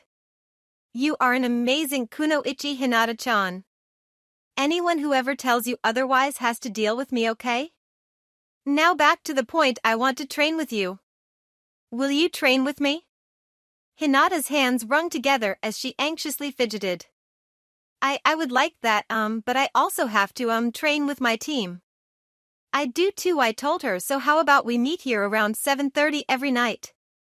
If one of us doesn't show up, then we'll assume they're busy. I can do that, Hinata agreed softly. What exactly do you want to train in? Beaming at her, I pulled open my black backpack and presented her with a pink notebook. Inside the notebook was a detailed training regime I asked Irika to put together a few days ago. I told him I wanted to train one-on-one with Hinata and that I wanted to become an Irionin. Irika was probably one of the best people I could ask for about what exactly Hinata needed the most training in and how to go about doing that. He wasn't typically able to focus on her given that he had a fairly large class, and Naruto, to deal with, but he certainly had many ideas about how to best help her. The man was an amazing teacher, and if anyone would be able to put together a detailed training program for us, it would be him. Maybe also Ebisu, but I had no way of contacting him and he had absolutely no reason to help us. Hinata read through the program quietly, and about halfway through she stopped and looked up at me. A hopeful smile was on her face. This looks very good. I don't know if I can. My hands immediately snapped out and I smushed her cheeks together. Yes, you can, Hinata giggled and managed to say okay. Releasing her, I clapped my hands together and said excellent. You okay to start now? Hinata nodded. We'll have to tell Father B, but I'm sure he will be fine with extra training. I'll be right back. Good. Oh, and drop the sand for me. We're going to be future besties, right? So just Sakura will do. She beamed at me. You're so adorable, I squealed, causing her panic. Week 2 Day 6 Kakashi's eyes scanned over each of us that late morning. The three of us were still eating my lunch, Kakashi had yet to eat anything from me. He would though. I was a stubborn fool, not expecting Kakashi to show up until at least noon. Kakashi said, "I've decided you guys have earned the right to take your first mission." "Oh great," Naruto unenthusiastically said. I might have already told the team that D ranks were essentially filled with babysitting, weeding, and running errands. Hinata had mentioned how her team had been stuck on repeating the Tora mission for 5 days in a row, and I simply couldn't resist seeing Naruto's face when I told him about it. The look of utter disgust was delightful. "You're a bit of an this has already been stated." "I'd rather keep training Kakashi-sensei," I put in, smiling up at him and giving him my daily wink. On the bright side, it seemed like Kakashi was starting to become used to my mock flirtations and would no longer react. He even started politely declining my bento with outlandish excuses that would give Obito a run for his money. On the downside, he was getting used to it and stopped giving me the amusing reactions I so craved. On the bright side, since he was no longer as angry with me, he more easily gave me praise. "If you want to get cleared to take the more interesting missions, you have to do your fair share of D ranks," Kakashi explained. Sasuke frowned. "How many do we have to do to take SC rank?" 21 minimum, he answered. "Huh.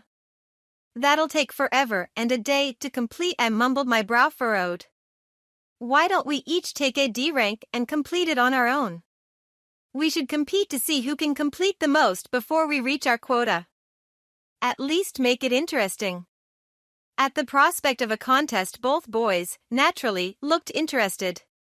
Naruto grinned. "Hell yeah. I bet I'll have finished 20 by the time you guys finish one." Unlikely. You'll probably be the one stuck on one the entire time and I'll have to carry the team." Kakashi scratched the back of his head. "The point of D ranks is to work on teamwork. That's for ordinary teams though," I said, and we're clearly not an ordinary team. Naruto and Sasuke show their love for each other. Both boys gave disgusted noises through competition, and I'm simply so amazing that I get along with everyone. Kakashi shifted his posture to the back of his heels. As long as you take at least 3 missions together as a team, I'll allow the competition." "Woohoo!" Naruto cheered. "Let's get a C rank tomorrow." "Idiot, it'll be at least a few days," Sasuke snapped. "Maybe for you," Naruto retorted. "We're on the same team, moron." "Nah. Sakura and I are on Team Awesome and you're on Team Loser with Kakashi-sensei."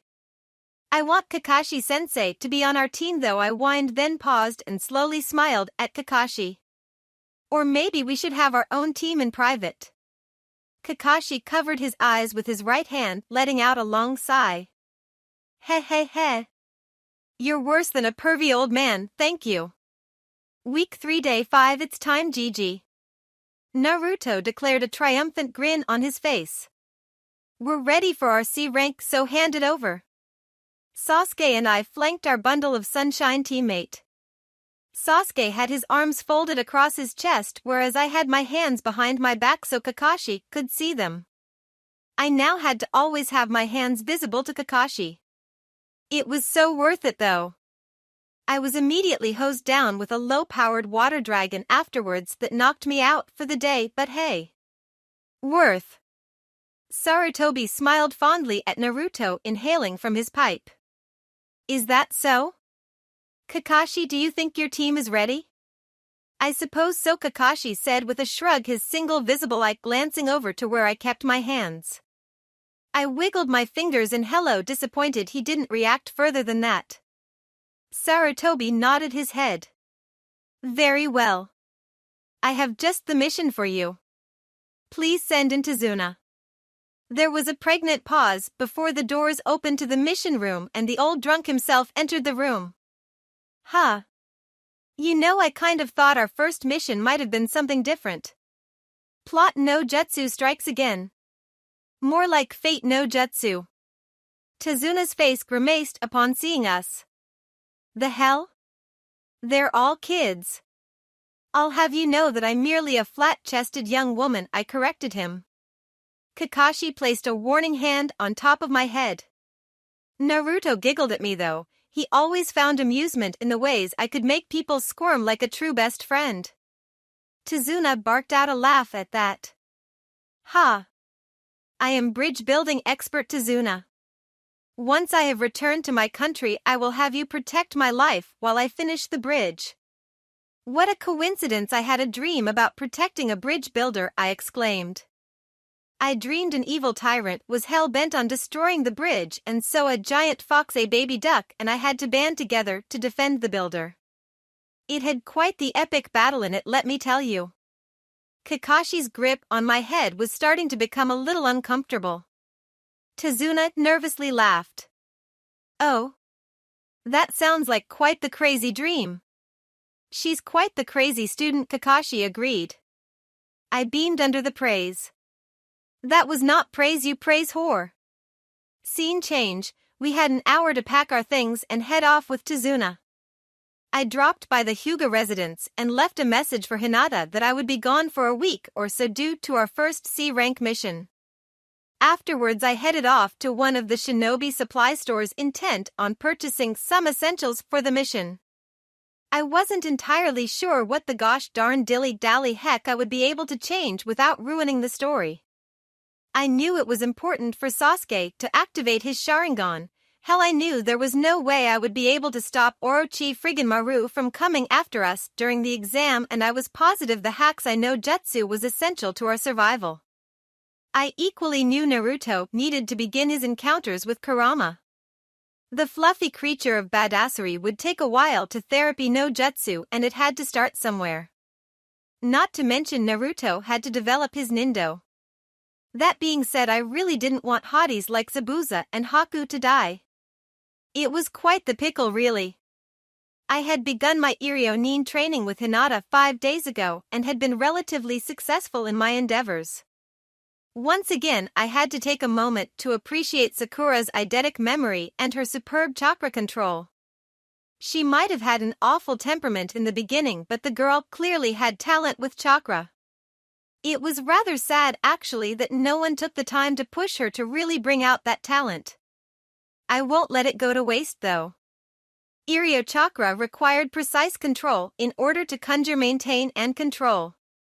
Unlike standard chakra, Iryo chakra could not have any elemental chakras. That was due to the obvious reason of incompatibility for patients. Not every patient could possibly have the same nature as a doctor, and of course their body would reject any strange chakra forced inside of them, not unlike how I reacted when chakra entered my system. The best way to circumvent that was for the future sexy doctor or future sexy nurse to withdraw their own elemental natures from their chakra. After that point, it was all an understanding of anatomy and practice. I had done the typical practicing on fish before I moved on to patching up Hinata's bruises and, exceedingly, minor scrapes. It took significant effort on my part, and I knew it would be a while before I got the hang of it enough to become practical in battle. Unfortunately, I was certainly not skilled enough to save Haku from being stabbed in the heart or Zabuza from blood loss. But I was a dedicated fangirl with a little extra cash and some time to prepare. My harem had to start somewhere, right? Scene change, I arrived at the front gate, my backpack significantly lighter than what I was used to carrying. Not only because of my intensive physical training, but because Hinata actually gave me a couple of storage scrolls a couple days after we started training. Knowing how expensive they were, asked her why, of course. She gave me a shy mumble, we're going to be besties. I don't need them, and you clearly do, so, please accept them as a token of my appreciation. She really shouldn't have been so surprised I would glomp her with glee and start nuzzling her. If she wasn't getting married to Sunshine personified, I would have declared us future wives then and there. Oh well. Naruto beamed upon seeing me. Sakura-chan. You were almost late. I grinned at the hero and slung my arm around his shoulder, pulling him in so I could ruffle his hair. I would never be late to a mission, silly. Hey. Naruto complained, squirming to try and get out from my hair ruffles. Come on. With a laugh I let him go. Sorry, your hair is too soft and fluffy to resist. Naruto pouted. If it was anyone else but you, I would have given him a beatdown. I'm sure I placated him, then turned to Kakashi. We good to go? Ma. I suppose so, Kakashi said, glancing around at this three genin before looking over at Tazuna. Are you ready, Tazuna? Tazuna took a long drink from his bottle of sake before he grimaced and said, let's get this over with. Are you really sure these brats are capable of protecting me? Kakashi gave his famous one-eyed crinkled so it looks like he's smiling, but in reality he might very well be flipping you off in his mind, which was so hot, and said, don't worry. I'm a jonin and I'll be accompanying you. I am more than capable of defending us. Naruto glowered at Tazuna's remark and looked ready to object very loudly, I might add, so I interrupted him in an attempt to defuse the situation with my typical humor. Oh, I know you're more than capable, okay, going to stop you there, Sakura, Kakashi smoothly said, placing a hand on my head. Let's get moving. Scene change. 5 hours into the walk we arrived at the infamous puddle. I debated on if I should draw attention to it for some extra praise or let things run its course. On one hand, I really wanted the praise. On the other hand, I had a great opportunity to have a little fun. Kakashi undoubtedly already knew there were missing nin hiding in the puddle. He didn't know that I knew that though. With a skip and step, I headed over to the puddle. Hey guys, look! A puddle! Even though it hasn't rained for over a week. It's just a stupid puddle, said Naruto, frowning. I love splashing in puddles, I told him. Since it hasn't rained in over a week, I haven't been able to do that. If it hasn't rained in over a week, why is a puddle there? Sasuke asked. The goggle gods must have blessed me, I answered him sagely. That is the only explanation. I then bent over in a great exaggerated show of about to leap inside the puddle before Kakashi intervened with a timely "Ma, I don't think we should be playing in puddles on a mission. But if it's a blessing from the goggle gods, I wouldn't want to offend them." Kakashi stared at me, then gave me an eye smile. It could also be a test from them to see if you're worthy for the rainbow stick story. I gasped. You're right. Oh no, I don't know what to do now. Why don't you? Whatever brilliant suggestion Kakashi was about to finish never came because the missing nin leapt out of the puddle and threw a long chain towards Kakashi. In the blink of an eye, I saw the chains wrap around Kakashi and pull him. I didn't actually see him get pulled apart. I saw the logs immediately replace him, but apparently everyone else around me got to see him be pulled apart because Naruto let out a shout of horror. Why? He probably used a genjutsu during canon. Considering how you reacted when he placed you under a genjutsu during the bell test, I doubt he would use that again on you during a live combat situation. Oh. That actually makes complete sense. I moved quickly to stand in front of Tazuna. A kunai pulled out and my posture shifted to defensive. I was pleased by how I had been able to follow the two generic henchmen with my eyes when I most certainly would not have been able to at the start of my new life in the Narutoverse. Naruto had frozen still in utter fear and the two missing nin lunged towards him. Before Naruto could properly defend himself, Sasuke acted swiftly and threw a kunai towards the men. They separated, one continuing towards Naruto and Sasuke and the other headed straight towards me and Tazuna. I felt the man's killing intent and for a brief moment my heart skip a beat. Adrenaline rushed through me and I felt a keen sense of utter thrill. The very idea of fighting someone always got me tingling in my spars, but now in a life or death situation I was positively giddy. A grin lit up my face and I moved towards the man, kunai in my left hand and a bare fist in my right. Unfortunately for me though, before he could reach me, Kakashi's arm jutted out right before the man and slammed into his neck. The missing nin retched before passing out and I couldn't quite hide my disappointment. Kakashi, entirely at ease, readjusted his grip on the two henchmen that were then unconscious. I didn't even notice Kakashi take out the first one. Something we'll have to work on. Yo, Kakashi greeted, dropping the men to the ground before brushing off his hands on his pants like he had been touching dirt previously. Sorry for not helping you out sooner, Naruto. I didn't think you wouldn't be able to move. Naruto flinched as if Kakashi had told him ramen had become illegal in Konoha. Kakashi turned towards Sasuke. You did very well defending your teammate, Sasuke. His lazy eye slid over to me. Sakura, you went straight towards defending our client per the mission parameters, so good job. I have to ask though, how you knew they would be in the puddle? Came my response as I thought fast. The goggle gods warned me, of course. Kakashi rubbed the back of his head. Sakura, I know you're chakra sensitive. You don't have to lie, you aren't in trouble. When you sense people though, oh hey look, Naruto's hurt, I quickly said. I didn't sense them though. Well, it's hard to sense anything when we feel everything. Chakra is everywhere in this world. It's disorienting when I focus on it, so I'd rather not do that. Naruto blinked in surprise. Huh? Oh, this thing? They're from Kirigakure, I said, so they probably have poison on their weapons. I have some standard antidotes in my pack, so hang on. While I rummaged through my pack for some antidotes, Kakashi turned to face Tazuna.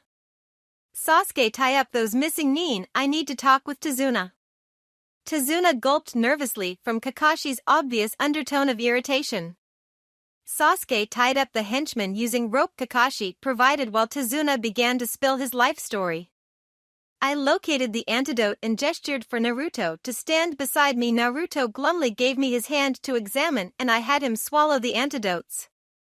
Deciding that his cut was minor enough that it would heal on its own, I wrapped a bandage around it after placing some disinfectant on it. So you see, the bridge is our last hope for the people. I'm sorry I lied, I really am, but I'm begging you to please help me, Tazuna said, bowing lowly to us. Kakashi gave a sigh. This mission is above our parameters. We aren't equipped to handle this. Naruto even was too scared to react properly. I won't be. Naruto growled, his hands shaking. Kakashi pointedly looked at said shaking hands. Naruto shook his head vehemently before pulling out a kunai and then proceeding to stab his right hand that I had just doctored up. I facepalmed at that. That shit is not cheap. Damn it! In triumph, Naruto held up his now bleeding profusely hand that no longer shook. I can take it. We can do this, Kakashi-sensei. Let's finish this mission through. Kakashi sighed. Except now you're going to die from blood loss, so we really have to get back to Konoha.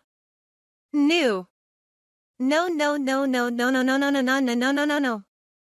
I can't die this way. Naruto screeched, jumping around, clutching at his hand and generally spazzing out. My hand snapped out to grab his injured hand. My tongue clucked in annoyance at having to throw away perfectly good gas because someone had to make a dramatic point. Relax. I can heal you.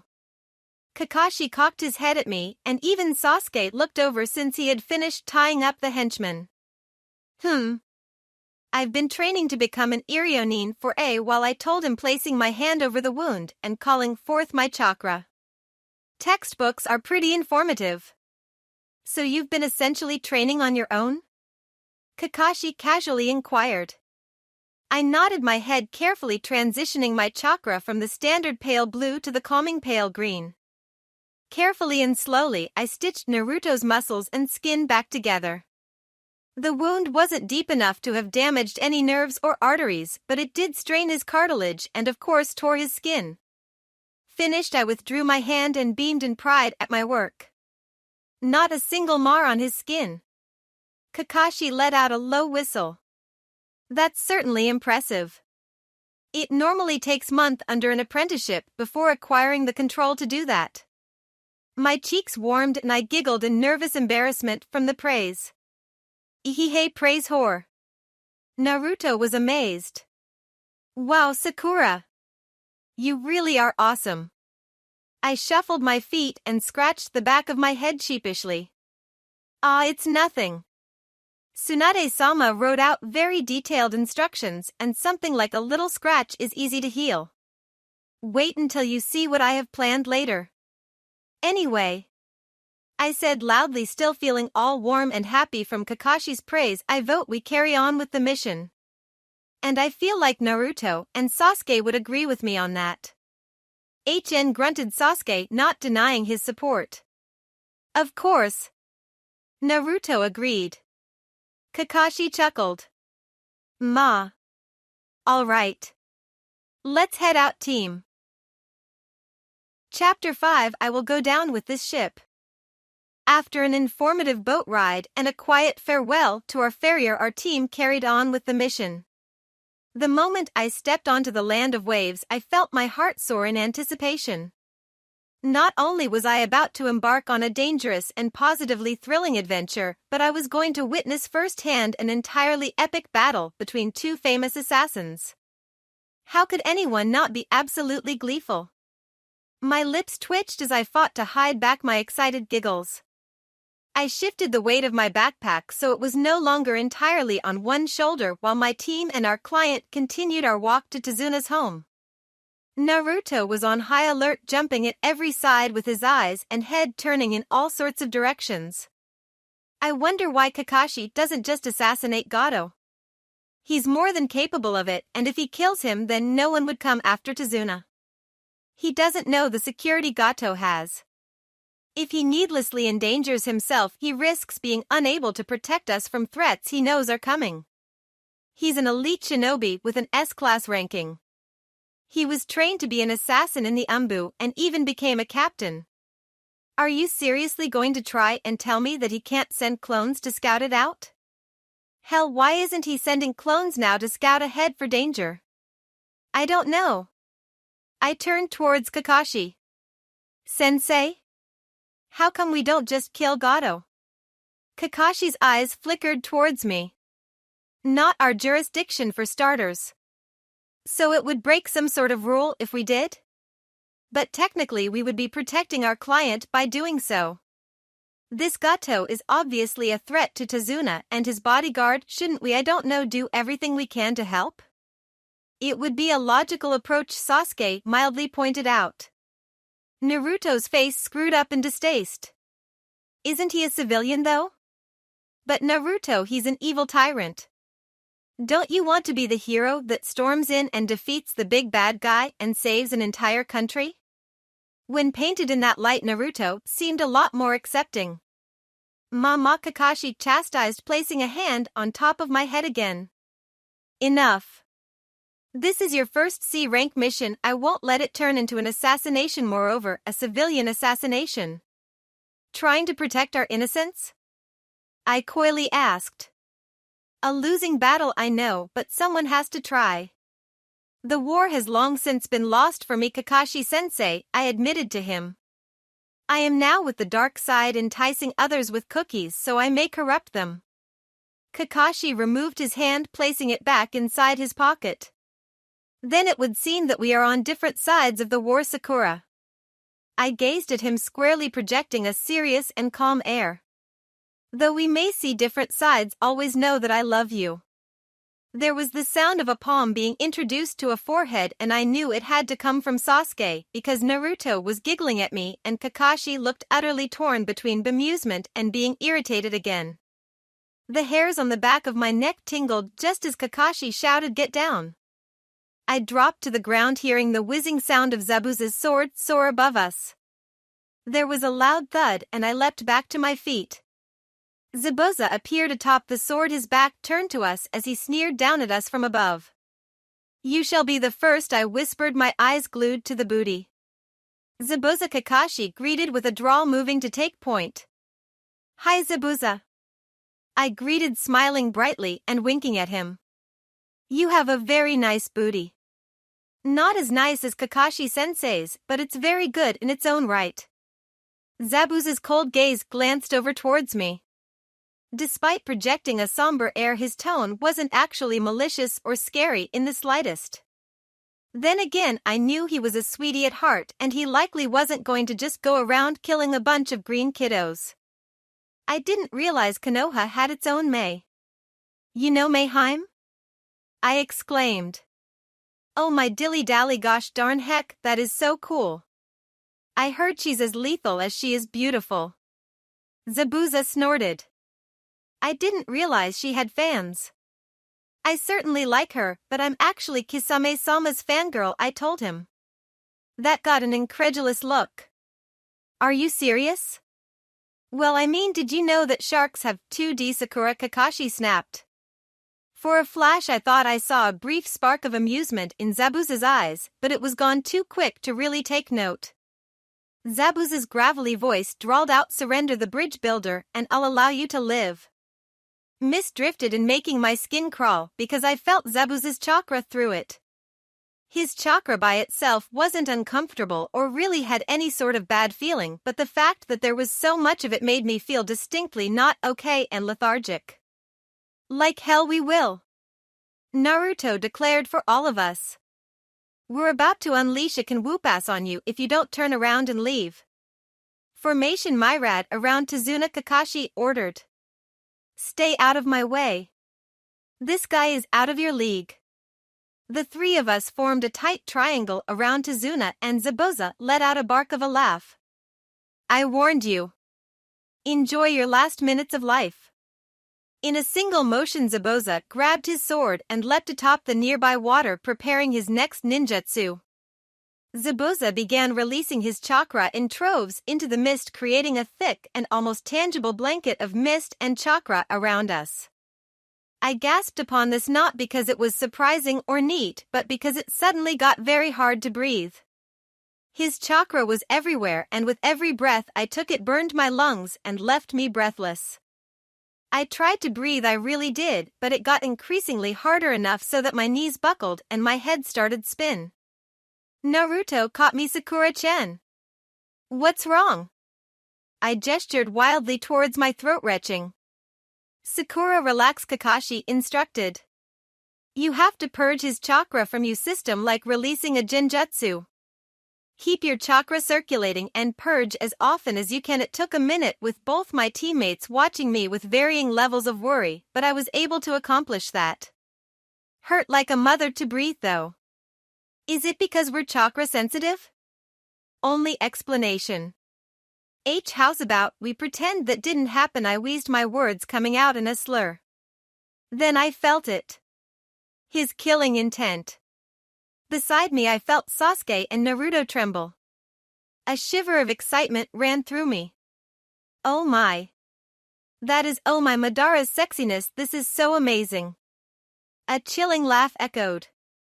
I didn't realize Konoha was capable of spitting out genin with a spine. Your killing intent is very intense, I said loudly. How do you do it? I mean, no one takes me seriously when I want to kill someone.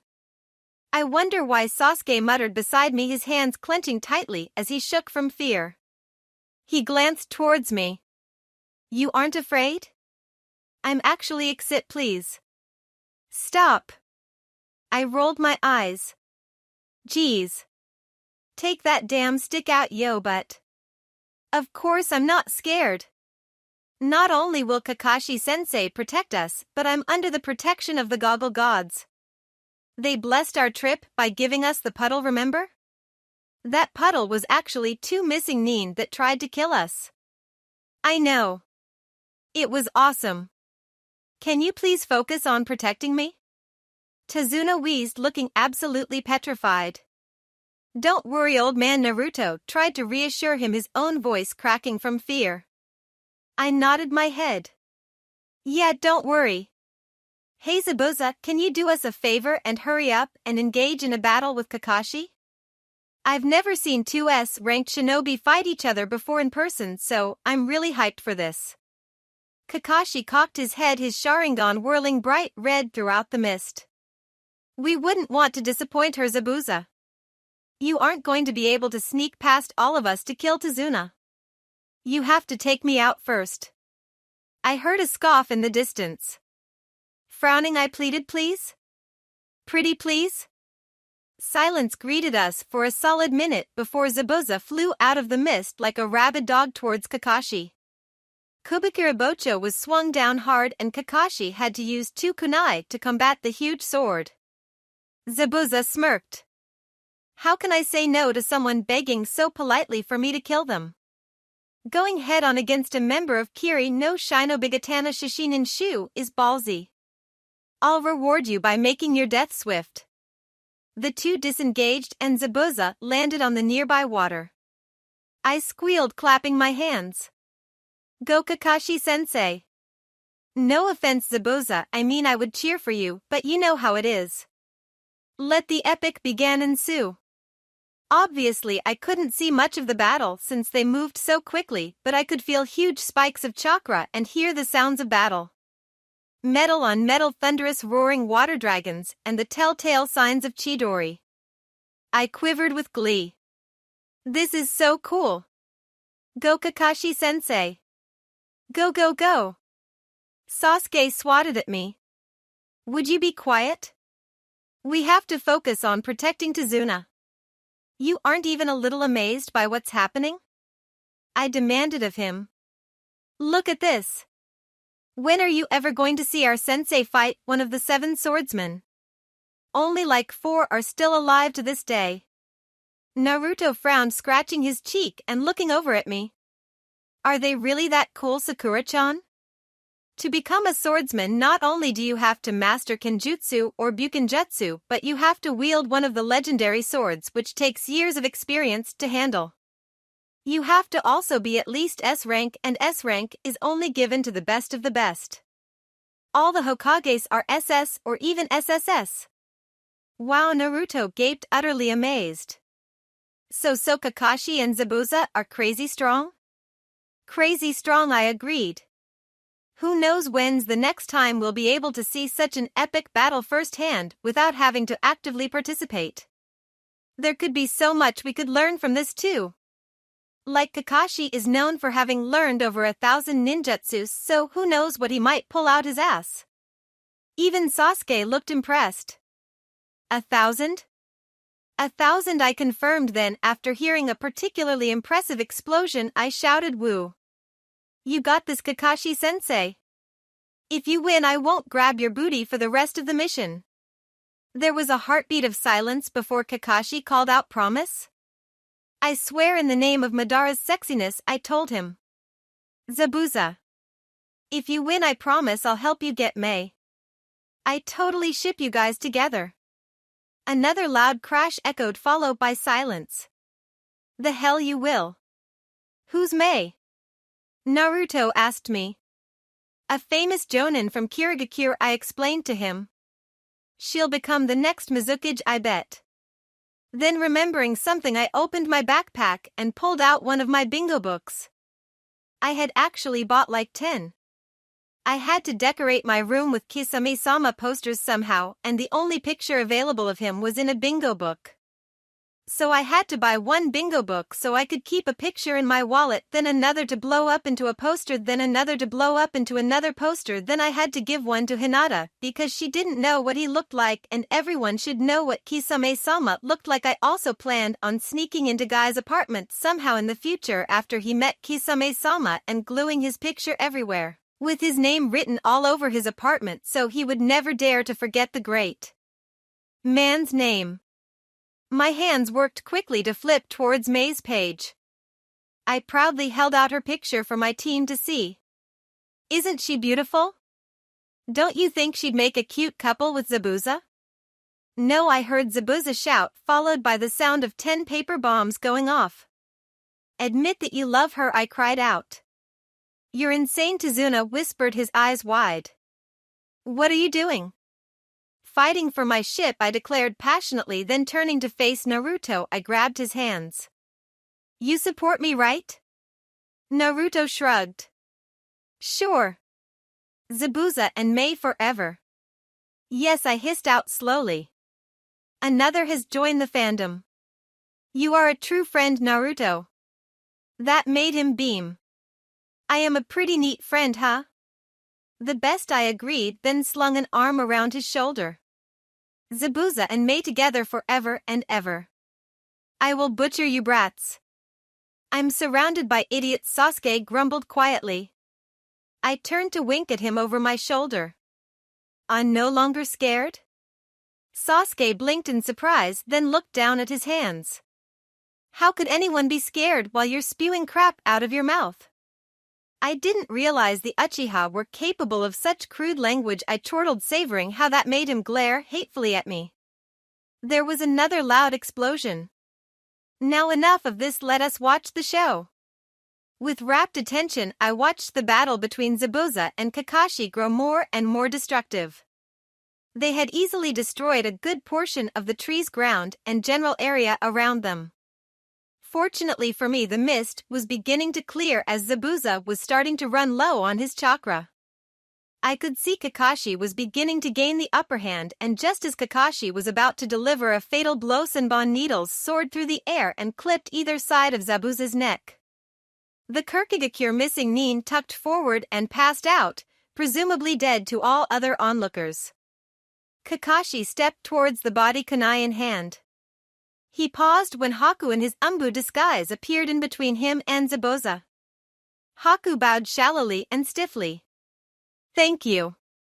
I had been looking for a chance to eliminate Zabuza for a while now. You sound pretty, I sighed dreamily. Are you going to take Zabuza away now? Haku nodded shortly. Yes. His body belongs to Kirigakure. Thank you once more for your assistance. Wait a minute, who the hell are you? Why are you quiet? Naruto, Kakashi ordered softly. He's a hunter Nin and Umbu sent from Kirigakure to hunt down Zabuza. But he's just a kid. You will find in this world there are people younger than you and stronger than I, Kakashi responded simply, then nodded briefly towards Haku. I bid you farewell, Konoha Shinobi, Haku intoned, disappearing into the mist with Zabuza. I guess it's a good thing that ended when it did, Kakashi mumbled. I inched towards him. Why's that, sensei? Because I'm about to pass out, Kakashi confessed as he tucked forward and fell into my loving arms. With a completely innocent smile on my face, I whispered into his ear, I shall take care of you, my sweet. There was a low groan in response. Scene change. Using Naruto's clones, we carried Kakashi back to Tazuna's house.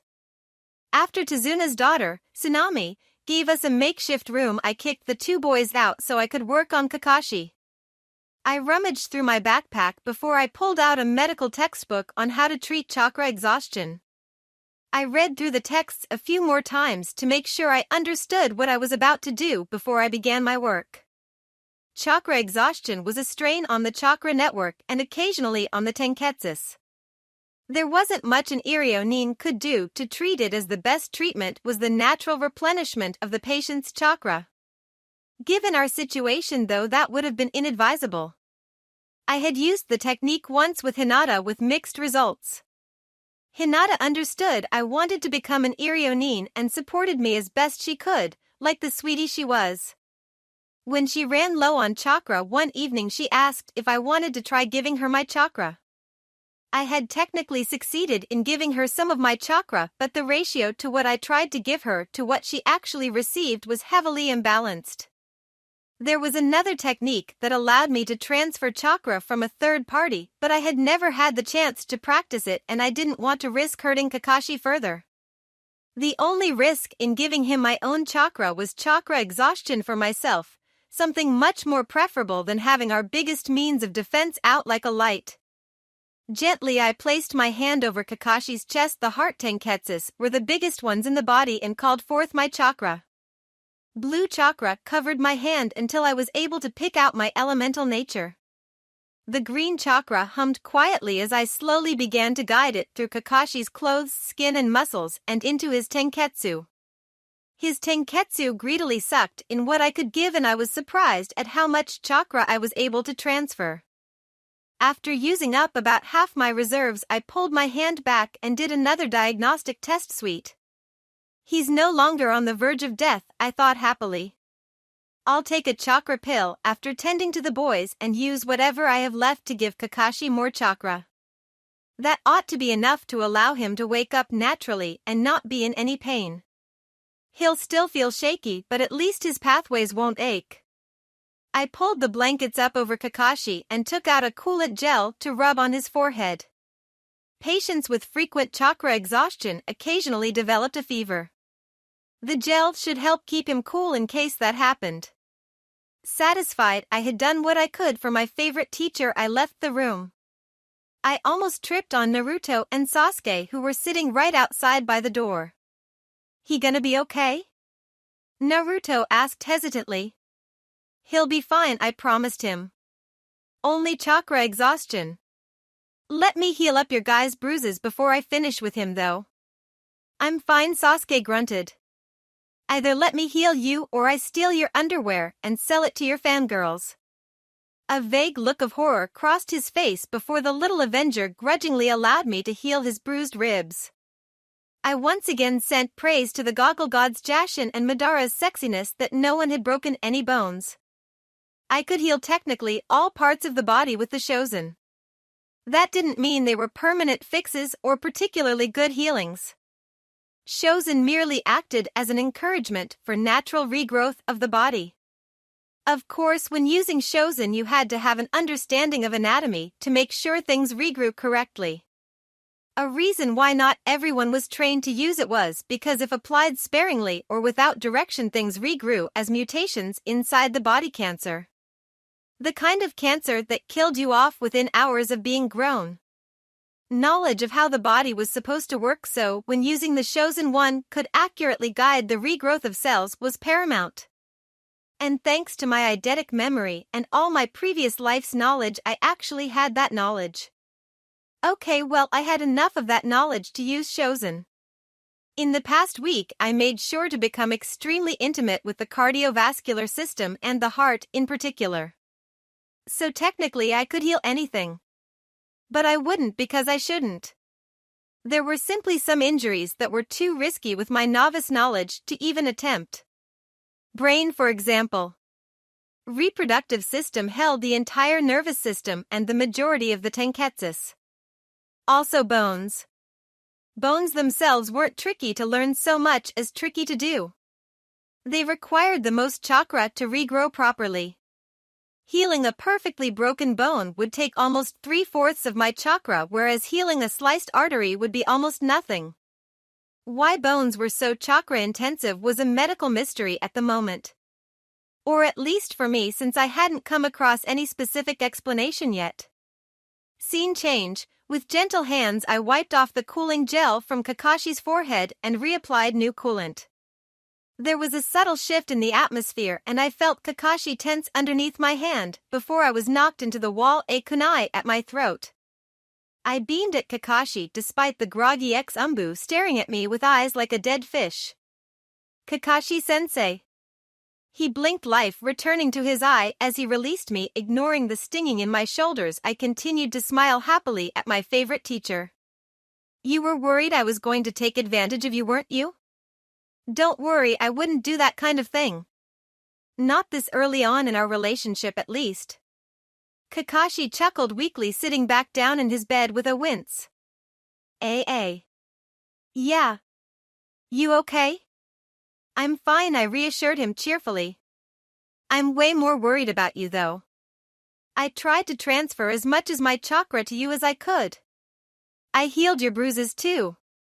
"Ma, thank you, Sakura-chan," Kakashi said, giving me his eye-crinkle smile. I squealed, burying my face with my hands and squirming with delight at the honorific. That was high praise from Kakashi, since he never added a chan to my name after I began making my half-ass passes at him. "Praise whore." Kakashi cocked his head at me. "You seem to enjoy praises from me immensely," I confessed, still riding the giddy high off his praise.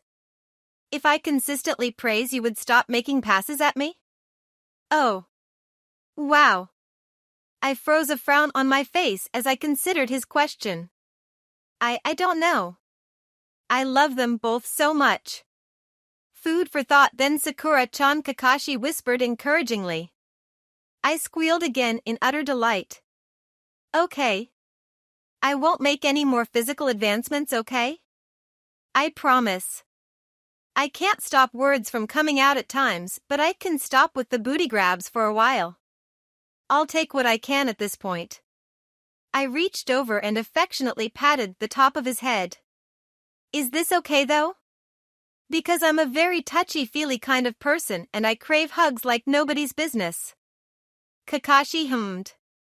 I will allow one physical appropriate contact per day outside of typical contact for our line of work.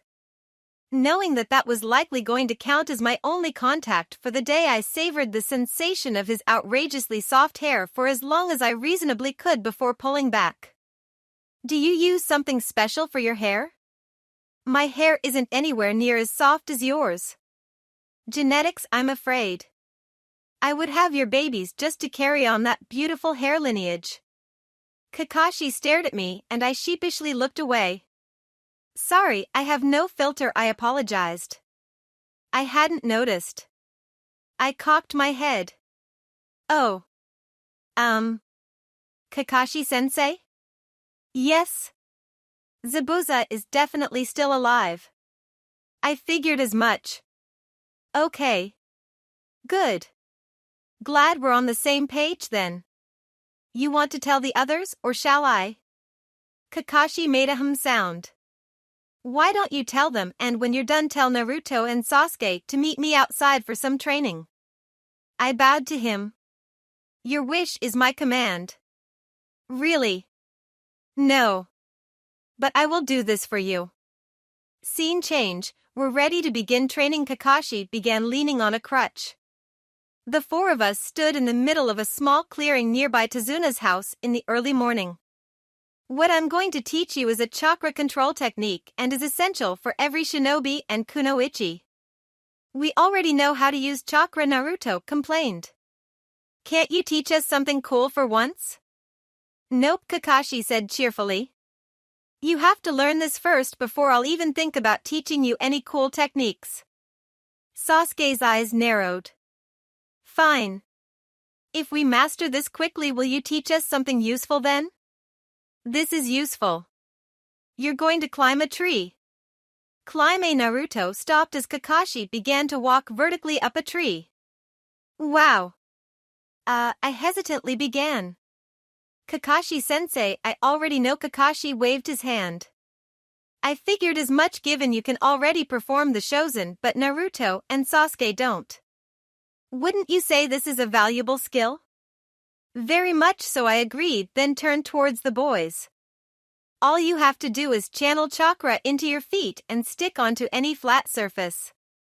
Essentially correct, Kakashi agreed. Naruto cheered. All right. I'll reach the top in the first try. Sasuke smirked. Not in a million years, dead last. He tossed down 2 kunai that landed at their feet. Use that knife to mark where you are able to climb up with your current ability. Then try to make a new mark above that mark. You guys aren't good enough to climb by walking, so run to give yourself a good head start. Got it? Naruto grabbed his kunai and grinned. This is going to be too easy. Naruto then rushed forward, Sasuke following closely behind. I decided to ignore them, instead turning to Kakashi.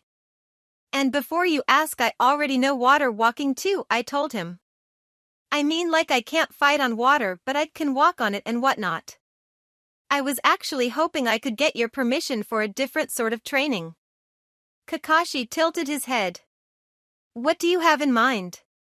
I was wondering if maybe, hopefully, pretty please, if I could go into town and offer my medical services to the local, I pleaded. Kakashi chuckled. As long as they understand you are not certified, I don't see why not. I beamed. Yes. You are the best sensei ever. Kakashi rubbed sheepishly at the back of his head. I don't know about that. Make sure you're back before it gets dark out, okay? Okay. I chirped, already turning on my heel and practically sprinting off. Scene change, the town of Waves was as depressing and sullen as anyone would think it would be under an idiotic tyrant. If I had the know-how, I would have just gone on and killed Gato myself while Zabuza was out of commission.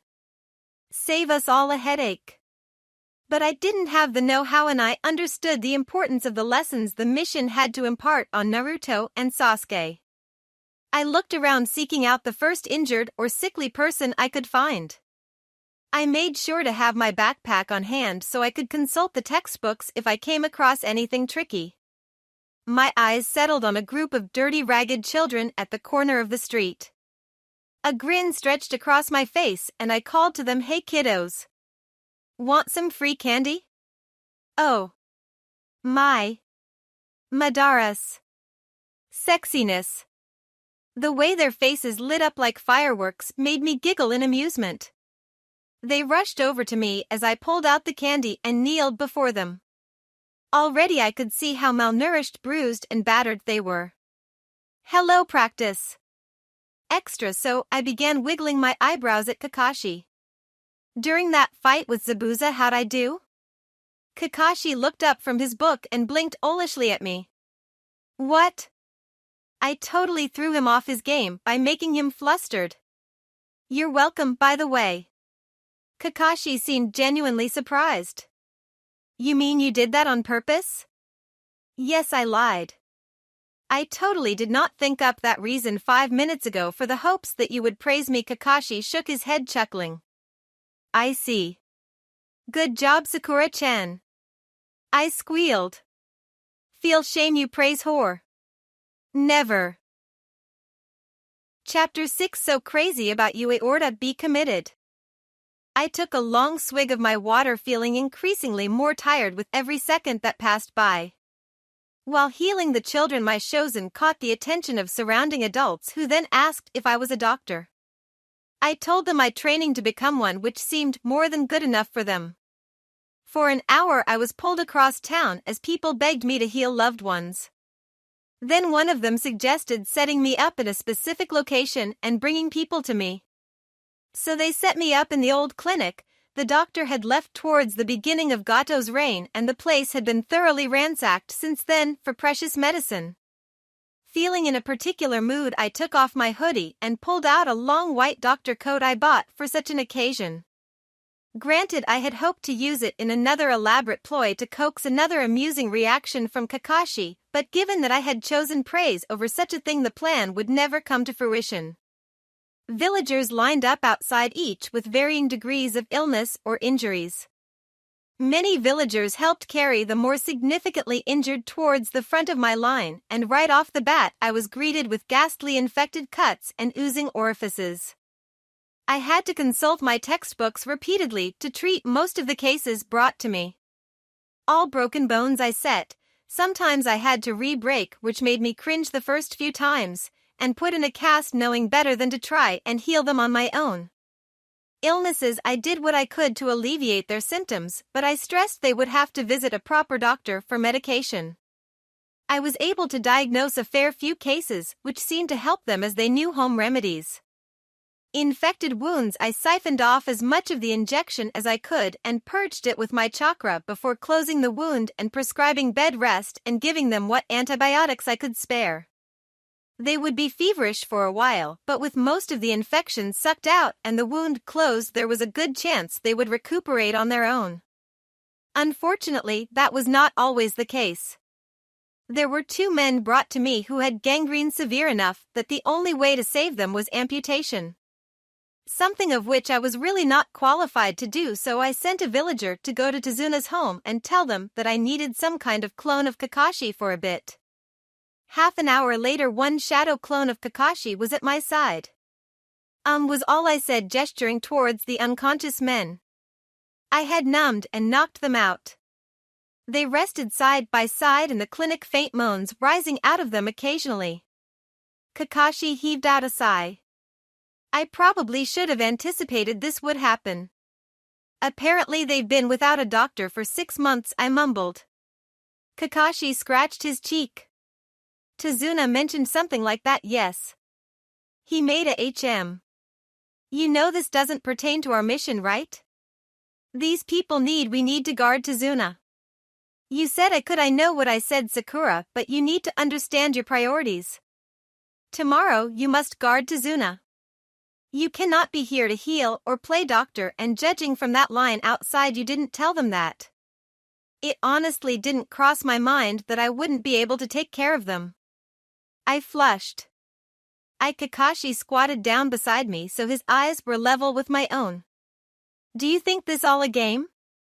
I bit my tongue glaring at him instead. I asked you here for your help. If you don't want to help then don't. I'll figure it out on my own. Will you now? Yes, I snapped irritably. Okay then. Kakashi said, disappearing in a puff of smoke. My hands quivered and I clenched them into fists, fury churning inside of my stomach. I took a deep breath. I let it out slowly, shoving down my anger and all negative emotions. Slowly, I turned back towards the two men. I got this. Scene change, I returned to Tezuna's home covered in dried blood after dusk. I didn't step inside the home though, because I realized how I must have looked. Instead, I headed down to the water, cleaned myself up, and pulled my clean red hoodie over my dirty clothes. Naruto and Sasuke had not returned, but I found Tezuna sitting by the kitchen table with Tsunami and Kakashi. Tsunami smiled at me. Welcome back, Sakura-chan. My back stiffened, and for a moment the stench of blood and I forced a bright smile on my face, shoving everything far, far down inside of me. Thanks. I got a lot of training done today. Tsunami nodded. I saw the line outside the clinic. Were you able to meet with everyone? Everyone critical, came my response. I'll be guarding Tezuna tomorrow though, so it'll be a while before I can play doctor again. If anyone noticed how I stumbled over my words, they did not comment. Kakashi eyed me carefully before he gave me an eye smile. I'm glad you were able to gain some practical experience, Sakura-chan. Again my back stiffened. I stretched my smile wider. Yeah. Great day. Really fantastic day. I'm going to head to bed. What time do you want to leave, Tezuna? Before sunrise, Tezuna grunted, offering me a faint smile. Great. Awesome. I left the room. Scene change, the next morning I got up and ready well before the boys and met Tezuna in the kitchen. Tsunami offered us each a homemade lunch, her gaze lingering a moment or two on my face. Sakura-chan, did you sleep all right? Huh? Yeah, why? Your eyes look a little puff, I laughed loudly. Oh, it's just allergies. You see, last night, before I came home, the goggle gods told me to smell some flowers on the way back. Being the loyal disciple I am, I smelled all the flowers I could find. I must have had a reaction to one of them. She looked at me dubiously. I see. I affectionately patted her arm. Don't worry about me. I'm a happy person at heart. Nothing brings me down. That got a chortle from Tezuna. I believe it, you laughed in the face of death the other day. Death is just the next adventure. Kakashi appeared at the doorway, although I wasn't sure how long he might have actually stood there listening. Heading out? I nodded my head, projecting a cheerful demeanor. Yeah. Oh, here, Kakashi-sensei. I handed him a bottle of chakra pills. Those are chakra vitamins my Ka-chan bought me a while ago. You're supposed to take some when you're chakra exhausted and it'll promote a faster regeneration. Kakashi deftly took the small glass bottle from my hands, his gaze lingering on the bright pink bow wrapped around it. He looked back up at me, an eye smile on his face. Thank you, Sakura-chan. I smiled at honorific. I'll see you later. Remember to use your flares if you run into trouble. I know. Scene change, morning mist drifted on the water below the bridge.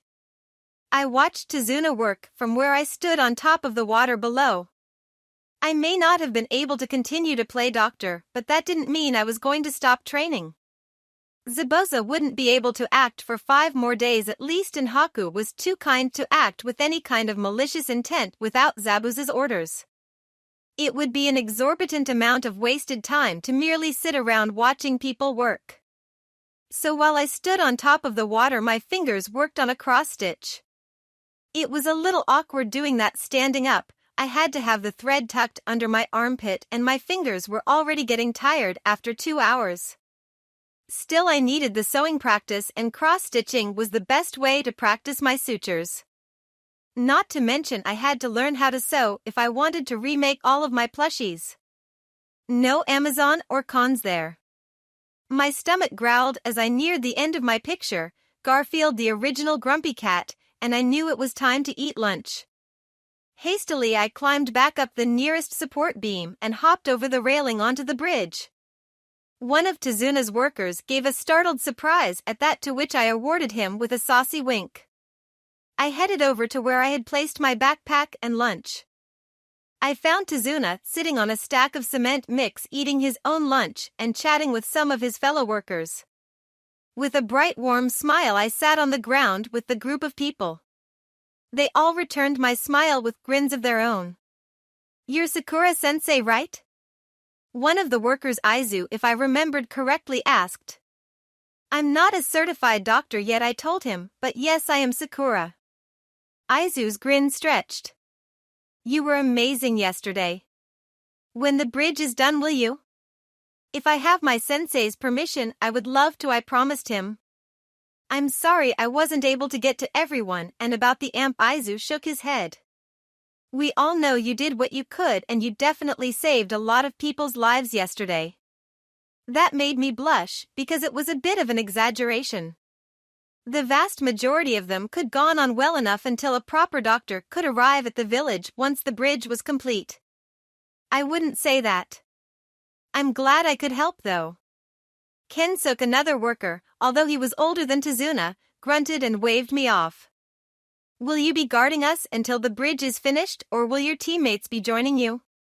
"Most likely it'll just me for a while," I answered. "My teammates require some more training that I've already completed. Kakashi-sensei feels confident that Zabuza won't be able to attack us for a while, which is why he feels comfortable leaving me alone to guard. The main concern right now are low-level thugs, which I am more than capable of handling." The others chuckled, and Tezuna boasted, "We'll have this bridge finished before those brats even finish their training." That elicited more laughter, and more workers came over to join us for their lunch. In all, it was a very relaxing and happy day. Scene change, that pattern continued over the next few days. Sasuke and Naruto only finished their training very late one night, and the next morning Naruto was too tuckered out to wake up properly. We decided to leave him behind while the three of us followed Tezuna towards the bridge. I wasn't overly surprised when we found all of the unconscious, hopefully, workers at the bridge. "I sensed Zabuza in the mist," I told them as I hurried over to the nearest body and checked for a pulse. I was relieved to find one. "Thank you for not killing them, Zabuza." There was a dry chuckle that echoed throughout the mist. "They weren't worth the effort. I hope you brats didn't miss me too much." "I'm glad May's lover is okay," I mumbled out loud. "I am not." There was a pause. "Hand over the bridge builder, or I chop off that pretty little head of yours." I giggled, covering my cheeks in a mock gesture to hide my non-existent blush. "You think I'm pretty?" Zabuza chose not to verbally respond. Instead, the mist began to thicken enough that I could no longer pick out his unique signature at a specific point.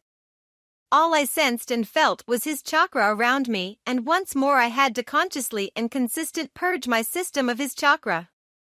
Enough. Kakashi moved in front of me. "I'll handle Zabuza. Sakura, stay with Tezuna and Sasuke." "I already know," Sasuke said, taking the first leap forwards. Haku moved in the same instant, appearing out of the mist and meeting Sasuke head-on. I grabbed Tezuna's hand. "Come on, let's try and grab all other workers and move them out of the way." "Our right," Tezuna stammered, and the two of us grabbed the first worker and moved him off. I felt Zabuza's chakra spike, and there was a loud clanging noise. Kakashi had intercepted Zabuza's first attack on Tezuna, and the two were locked in battle soon afterwards. I forced Tezuna to move quickly. I trusted Kakashi to keep Zabuza off us long enough that we could gather all of the workers. It didn't take long to accomplish such, perhaps 3 minutes. When I had everyone lined up together and to the side, I did a preliminary examination of each and determined that the worst case they would suffer would be a mild concussion. Then I was right back in front of Tazuna kunai in hand and I watched the battles unfold around us. Go Kakashi-sensei! I cheered happily, leaping up and down and using my kunai like pom-poms. Gimme a B. Gimme an E. Gimme a S and T. What's that spell? Best. Best Kakashi's the best. If you don't believe me, put him to the test. I finished with a whoop and another cheer. Kakashi's Chidori flared to life and he deftly sliced through Zabuza's latest water dragon. I tilted my head to the side as I watched their entirely epic battle.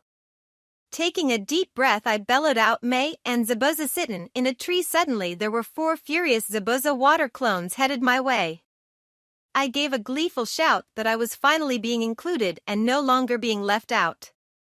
Unfortunately, the water clones had 1/10 of Zabuza's power and one good hit was all it would take to dispel them. Even as weak as I was, which was definitely stronger than Canon, Sakura at the time, considering I had actually been training and working hard, the clones didn't cause me too much of a hassle. They did nick me good on the cheek, which made me inordinately happy that I got to put on a cute band-aid. It was pink and had puggies on it, on my cheek. It didn't take long for Haku to summon his ice mirrors, to which I had to briefly change up my cheer to cheer for Haku because the poor boy looked so depressed to be fighting others and he deserved a little love. Then it was right back to cheer for Kakashi because their fight was starting to escalate and that shit was cool. They didn't fight nearly as over the top in the anime as they were at the moment, whereas the Haku and Sasuke fight was so canon it was almost boring to watch. To be honest, I wasn't entirely sure if Haku would even have a chance to die for his mentor. Kakashi was pulling out some crazy shit in hopes of suppressing Zabuza fast enough that Zabuza wouldn't be a genuine danger to his students. A change brought on by my mere existence. Did I motivate Kakashi enough to try, or was the manga incorrect in saying that Kakashi half-assed and lazily fought Zabuza in the first place? Or perhaps was Kakashi sincerely concerned that if he didn't try hard against Zabuza, I had successfully pissed off the missing Nin enough that he would murder me in a most horrendous fashion? Probably one of the first two. It simply never made any sense for Kakashi to not go entirely all out against Zabuza immediately. The man was traumatized from his past enough so that he didn't allow a single comrade to die since Rin while on a mission. There's no way Kakashi would trust his comrades to take care of themselves, so he has to be the one to kill all the enemies. If the manga wasn't canonical for this though, then what else might be wrong? Who knows? Might be fun to find out. I always loved a good mystery thriller. You can't count this as a thriller when you aren't even a little scared. Hell, you're absolutely delighted to be put in a life or death situation, you masochist. This is true. I love my life so much right now. Like, this is friggin' fantastic. I need to hurry up and finish my Kisame plushie so I have something to hug whenever I want. Naruto showed up with all his grand cuteness, leaping straight into the fray with the Sasuke-Haku battle. Since my future son had shown up, I knew it was time to cheer for him. Go Naruto, go! You've got VICTORY, so split that V and dot that I in, bring mama that CTORY. I waved my hands in the air like I just didn't care. Aren't you even a little concerned for your teammates? Tazuna inquired incredulously. I shook my head. Nah, I have complete faith in them. Besides, doesn't it make you feel better having someone who is entirely nonchalant around? A little, Tazuna admitted. Do you mind if we move closer to Naruto and Sasuke's battle with Haku? I have a feeling I'm about to get a chance to cover Sasuke in hot pink band-aids. I don't mind at all, Tazuna said, and the two of us moved across the bridge for a front row seat into the teenage angsty battle. I half-heartedly listened to Haku's tragic backstory, having heard it well over 100 times by now. I could even slightly mouth the words as Haku spoke them. I knew it that well. Once story time was over, the trio began their battle once more, and I picked up my cheering. My cheering respectfully died off when Sasuke activated his Sharingan and Naruto was thoroughly covered in sunburn. Naruto struggled with consciousness and I itched to pull them out and cover him in bandages, but I knew I couldn't get to them as long as Haku's Kekkai Genkai was active. If I went to them, then Tazuna would be left entirely unguarded and all three of us would be trapped inside with Haku. Instead, I patiently waited for Sasuke to properly pass out after taking numerous sunburn to the knee. I waited until Kurama of the Fluff made his grand appearance and Naruto destroyed the ice mirrors as he threw Haku away with one furious punch that in the process shattered his mask. While Naruto began his therapy no jutsu, I heard Kakashi's and Zabuza's battle slowly begin to dwindle down into less extreme forms. I couldn't watch them though, as I had to dress Sasuke's wounds. I kneeled beside my broody teammate Tazuna, nervously looking down at him beside me. Is he gonna be okay? Of course he will be. I snorted, pulling one Senbon at a time. Once a Senbon was pulled out, I placed a doctored hot pink band-aid on it and patted it down before moving on to the next one. Some of the Senbon required very careful remove as they pierced awfully close to some vital spots, and I didn't want to waste what precious chakra I had healing Sasuke when I would desperately need it later. I was so absorbed in my meticulous process, I still had to use diagnostic tests to confirm none of his nerves were damaged given the nature of Senbon, that I was honestly surprised to hear the loud barking noises of Kakashi's pack. My head immediately snapped out, eyes widening. Then I realized that I sensed a whole bunch of small chakras gathering at the end of the bridge. Fate no Jutsu strikes again. Mirroring the manga, Zabuza was thoroughly trapped by Kakashi's pack. I shot up onto my feet as Kakashi built up his Chidori. Wait. Kakashi-sensei, don't. Of course my words came out too clumsily and slow to be processed fast enough to stop what was happening. I knew it was coming, of course, but there wasn't a whole lot I could do to prevent it. I couldn't very well ask Kakashi to spare Zabuza or Haku, could I? Not until the whole Gato thing was cleared up, and I had no idea when in the hell he would be showing up exactly. And of course he would show up right around the same time shit would hit the fan, bastard. I wasn't strong enough to stall them myself. No. I could not prevent it, but I could fix it. And I would. I felt Haku's chakra fluctuate beside me, and one moment he was with Naruto, and the next he was in front of Zabuza taking a Chidori straight through the chest. Naruto, guard Tazuna, I snapped out, sprinting full speed towards my future harem. Naruto barely sputtered out a reply. Then I was there and I tackled straight into Haku, twisting our bodies around so he landed on top of me. I didn't even look up to take note of the surprised expressions on Zabuza and Kakashi's face. Instead, I whipped out the single more expensive thing I had ever bought in my entire life. A very special seal. One that was so ridiculously expensive I was going to use all my cunning and wit to convince Naruto to become a seal master so he could make the damn seals for me himself, because Sweet Berry Loving knew that shit was outrageous. 6 months of advance allowance, almost all of my mission's savings, and it counted as my damn birthday gift from my parents. Like. Ugh. If he wasn't so damn cute, nerves pricked at me as I knew I had to move swiftly. Laying Haku on the ground, his head resting in my lap, I pulled out the one-time use seal and placed it above the hole in his chest. Pouring chakra into the seal, it lit up a pale green before dissolving into his skin, and Haku took a shuddering breath, his chest rising up and down despite there being a hole where his heart technically should have been. The number 7 glowed a pale green where the seal had been placed. When I looked back up towards the 2 elite shinobi, Zabuza took the moment to maneuver out of Kakashi's summons and leap away to gain some distance. "What are you doing, Sakura?" Kakashi asked, turning towards me. "Before you guys continue with your death threats and whatnot, I think you should pay attention to the end of that way," I said, pointing dramatically towards the end of the bridge. Their eyes followed to where my finger was pointing, and I felt the mist clear up. I took a great breath of relief at that. At the end of the bridge was Gato in all his hideous self. Gato? Zabuza asked incredulous. What are you doing here? Why do you have those henchmen?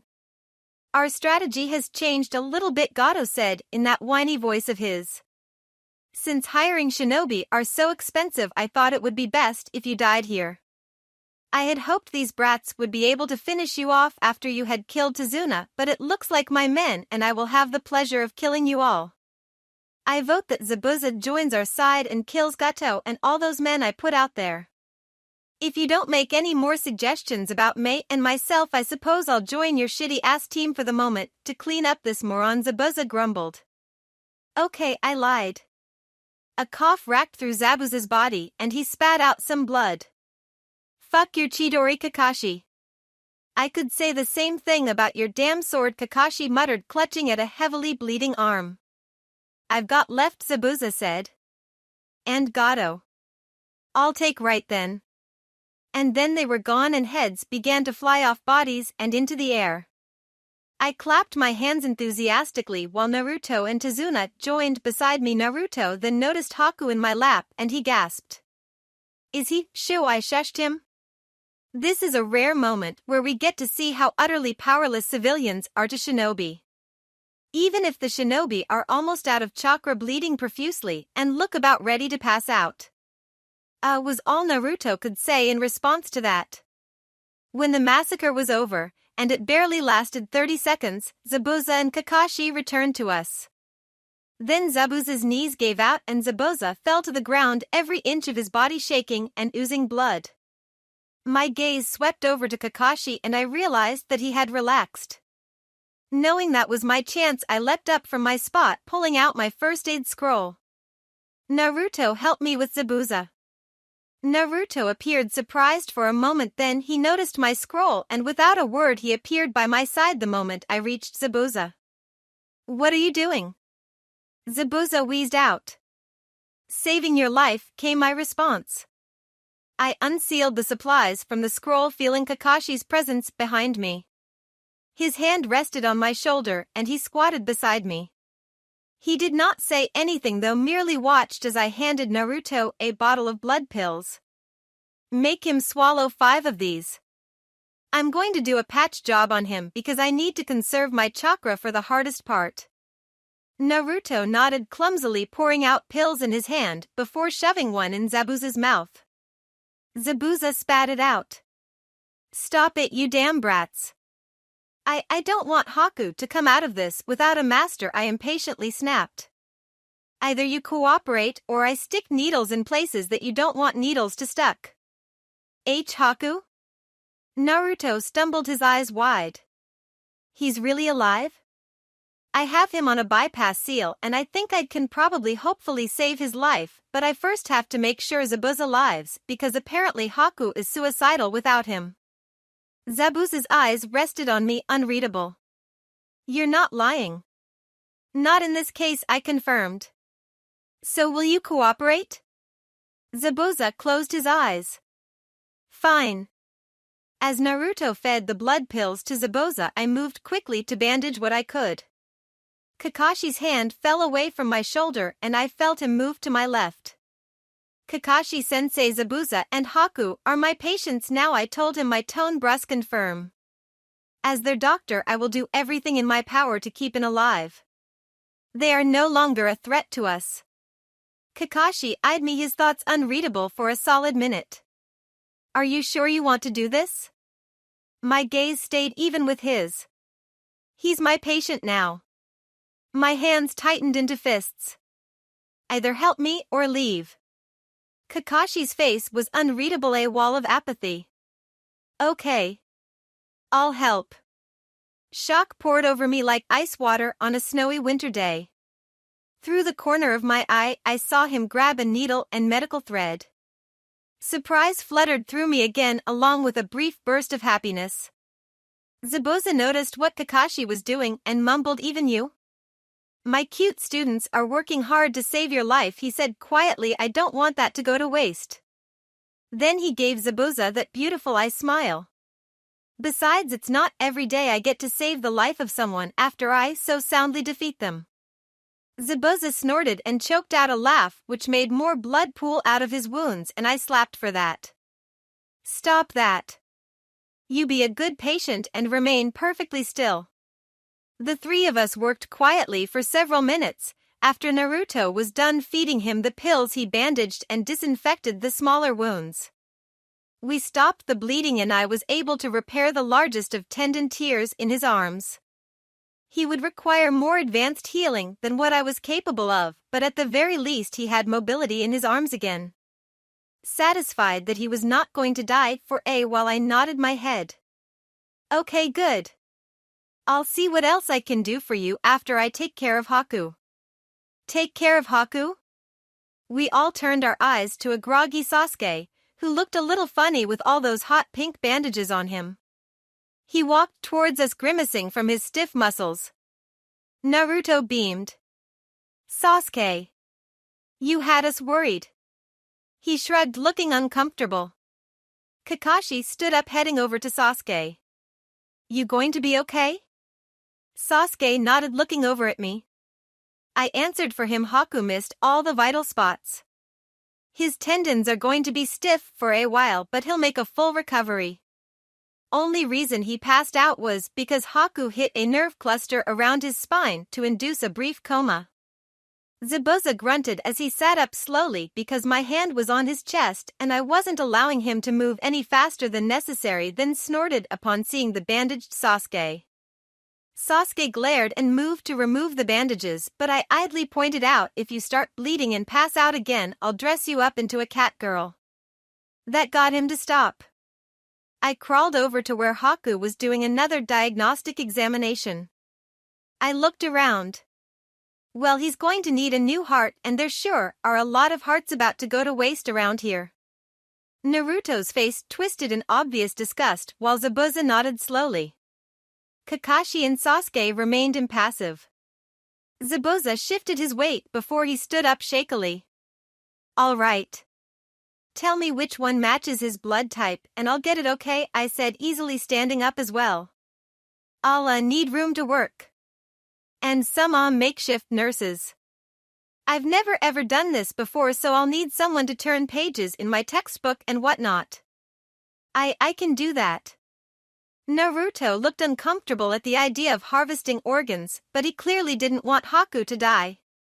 You can use our house, Tazuna offered. We should go ahead and prepare then. At the question, I glanced over at Tazuna and nodded. Yeah. As clean as you can make it, and you'll probably want to lay down some trash bags around what you don't want to get bloodstained. Or something. I don't Kakashi interrupted me before I could start getting flustered, for which I was grateful.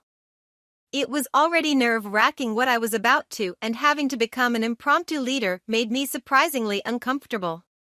I'll set things up. When I return, we'll move Haku. About that time, the army Naruto had therapy no Jutsu'd for showed up. I honestly almost forgot about that broody brat. I turned to Naruto. You started that, so you gotta make them leave and stay out of our way. Right, Naruto said, rubbing the back of his head sheepishly. He jogged over to where the men and women were, and I could hear their shouts of victory when he told them that Gato was dead. I'll be back shortly, Kakashi said bluntly, heading away. I glanced slyly over at Zabuza. You know, all those women are gonna wanna hug you to thank you for killing Gato. If anyone touches me, I'll skin them alive, the missing Nin grouched. I pointedly reached over and patted his shoulder. The look I got of sheer irritation was positively delicious. Scene change, okay, I said out loud. Tsunami had set us up with the spare room and removed all the furniture inside except a large sturdy table, some chairs, and a waste basket. I noticed that there were seals drawn around the room, and when I pointed them out, Kakashi admitted he drew them. I've had Irionin teammates before, was what he said. The seals are merely basic decontamination seals for emergency surgeries in the field. Haku laid bare-chested on the table while Naruto held up my medical textbook beside Zabuza. It was a how-to for field heart transplants, written by none other than Tsunade. Zabuza had a chair pulled up on the opposite side of the table next to Naruto, staring down at Haku's hole. Kakashi was on my right, appearing entirely relaxed. Sasuke was on my left, watching everything with curious eyes. "Okay," I repeated. "Zabuza, you have the heart?" Zabuza grunted and pointed down towards the corpse. "I'll harvest it when we're ready." "Right. Okay." First, I squinted at the textbook. First thing is to make sure the patient is on bypass. The seal has another. I glanced at the seal, reading the number it had burned into Haku's skin. 6 hours. That will keep Haku breathing via directing his chakra system. And wasn't that something interesting to learn? The chakra system was so tightly wound with all of the other systems that when one of the systems failed, it directly affected the other. So if, say, someone's lungs collapsed with the proper know-how, she could still breathe through drawing in air into their chakra system and having their chakra regulate their body. Which made sense given how in the manga people blew out some justice that lasted way longer than what normal people could breathe. They had to be breathing somehow. Chakra was friggin' amazing. Next step, sanitation, which is already done. Now we have to open him up. And here's where it gets messy. Chakra flared to life around my hand, becoming heavily dense. The chakra scalpel was one of the first techniques I was required to learn and one of the hardest for myself. Creating chakra dense enough to slice through bone and skin was a skill that only the Hyuga and Irionin could boast about. Thankfully, Hinata was easily able to assist me, as the Hyuga also made their chakra significantly dense in order to block Tenketsus. And considering what happened to the last 2 patients I used it on, I felt extremely nervous. Well, the whole shebang made me nervous as hell. I had never done that kind of thing before, and it was all very, very intense. It wasn't a fight, but yet a life rested in my hands. Moreover, someone I happened to like very much depended on me. Ugh. I did not do well with that kind of pressure. Relax. You aren't alone. Right. I made the incision as the picture showed, my hands trembling minutely. I knew I would have to have steady hands during the actual transplant and when I worked with the arteries and heart, so when I was done cutting Haku open properly, I took a deep breath and waited until the shaking stopped before proceeding. Next is I peered inside Haku's chest. Is something wrong, Sakura?" Kakashi asked. I can't tell which artery is the, it looks very different than the diagram." "That would be because of my Chidori," Kakashi patiently said before he moved his hand and pointed towards a squishy lump. "That would be what you are looking for." "Oh," was all I said before I tentatively began to urge the tissue to regrow around the damaged artery. I had to make sure all the surrounding organs and tissues were repaired and ready to receive the new heart before I made the swap. Then Zabuza's hand drifted above Haku and his finger pointed towards another lump. That next. Relief settled inside of me. It made sense that the 2 renowned assassins would know all the vital anatomy, and I was extremely grateful they were able to discern the important parts from the mess that was Haku's chest. As I started to repair the arteries, the blood began to pump through them once more and I had to seal, and by seal it was really a type of cauterize them off so Haku wouldn't start profusely bleeding out. Every time I seemed unsure of what to do next, either Kakashi or Zabuza would point me in the right direction. When my reserves were starting to protest heavily, I quietly asked for someone to hand me a chakra pill. Sasuke was the first one to move, placing it in my mouth quickly, as I was elbow deep at the moment. I swallowed it dry, disliking the bitter taste in my mouth. Once I had repaired as much as I reasonably could around Haku's surrounding organs, tissues, and other fun stuff, I knew it was time to make the transfer. Zabuza seemed to realize that because he stiffly turned towards the corpse and pulled out a skinning knife. My arms were starting to grow heavy as I carefully pulled out bits of Haku's heart and placed them in the nearby waste basket. Once that was done, I found that Zabuza was holding out the new heart. Another shudder ran through me, and I had to take another moment to recollect myself before I gently took the new heart. I couldn't honestly tell if it was a good heart or not. It just felt like a lump of warm muscles in my hands, and another fit of anxiety hit me when I realized that I had reached the crucial moment. I had to successfully transplant the new heart and incorporate it with all of his repaired arteries. Swallowing roughly, I very slowly lowered the heart down. It fit a bit too snugly than Haku's previous heart, but a big heart was better than no heart. Naruto turned the page for me, and I began to painstakingly slowly reconnect and unseal the arteries. Like before, when I felt hesitant, Kakashi or Zabuza would quietly point out where I had to go next and tell me what to do. "Oh, okay," I shakily said. "Now we have to restart his heart." "Would you like me to do that, Sakura?" Kakashi gently asked. I nodded jerkily, pulling my hands out and stumbling backwards. Kakashi readjusted his sterile gloves before placing them on either side of the heart. There was a moment of silence, and then I felt rather than saw his chakra release. On the third try, the new heart began to beat. Zabuza let out a shaky chuckle. Tenacious brat. I knew he would be too much of a coward to die. My entire body shuddered and my knees gave out as relief crashed through me. I fell to the floor in a graceless lump. Oh. My. Madara's sexiness. Naruto grinned at me and set the book down before he went over to me. He looked like he was about ready to hug me, but then realized I was covered in blood and stopped. He nodded. "I'll hug you after you shower." "Yay," I croaked. I can't seem to stand back up." "I can sew him back up," Zabuza muttered. "Kakashi, you should probably get your little doctor some fresh air before she passes out." Kakashi eyed Zabuza for a moment before he motioned for Sasuke and Naruto to follow him. "Come on, minions, let's get Sakura outside." I wheezed. "I feel like I'm going to throw up and pass out." "You very well might," Kakashi agreed, picking me up with one arm and throwing me over his shoulder. "I'll come back soon to visit Haku," Naruto exclaimed, grinning brightly at Zabuza. Then he paused. "And I guess you too. You're kind of all right." Zabuza sneered at him. In the same moment, Sasuke walked out of the room. Scene change, an hour later, and I still could not keep from trembling. At the very least, I no longer felt like I was going to throw up. Haku would have to see a proper doctor to finish repairing all of his internal injuries. I could only do a very thin patch job over the injuries like a scab. Not to mention there was still the chance that the heart could be rejected by his body, or that I had forgotten something or enough. Worrying about it isn't going to help. Kakashi and Zabuza supervised you.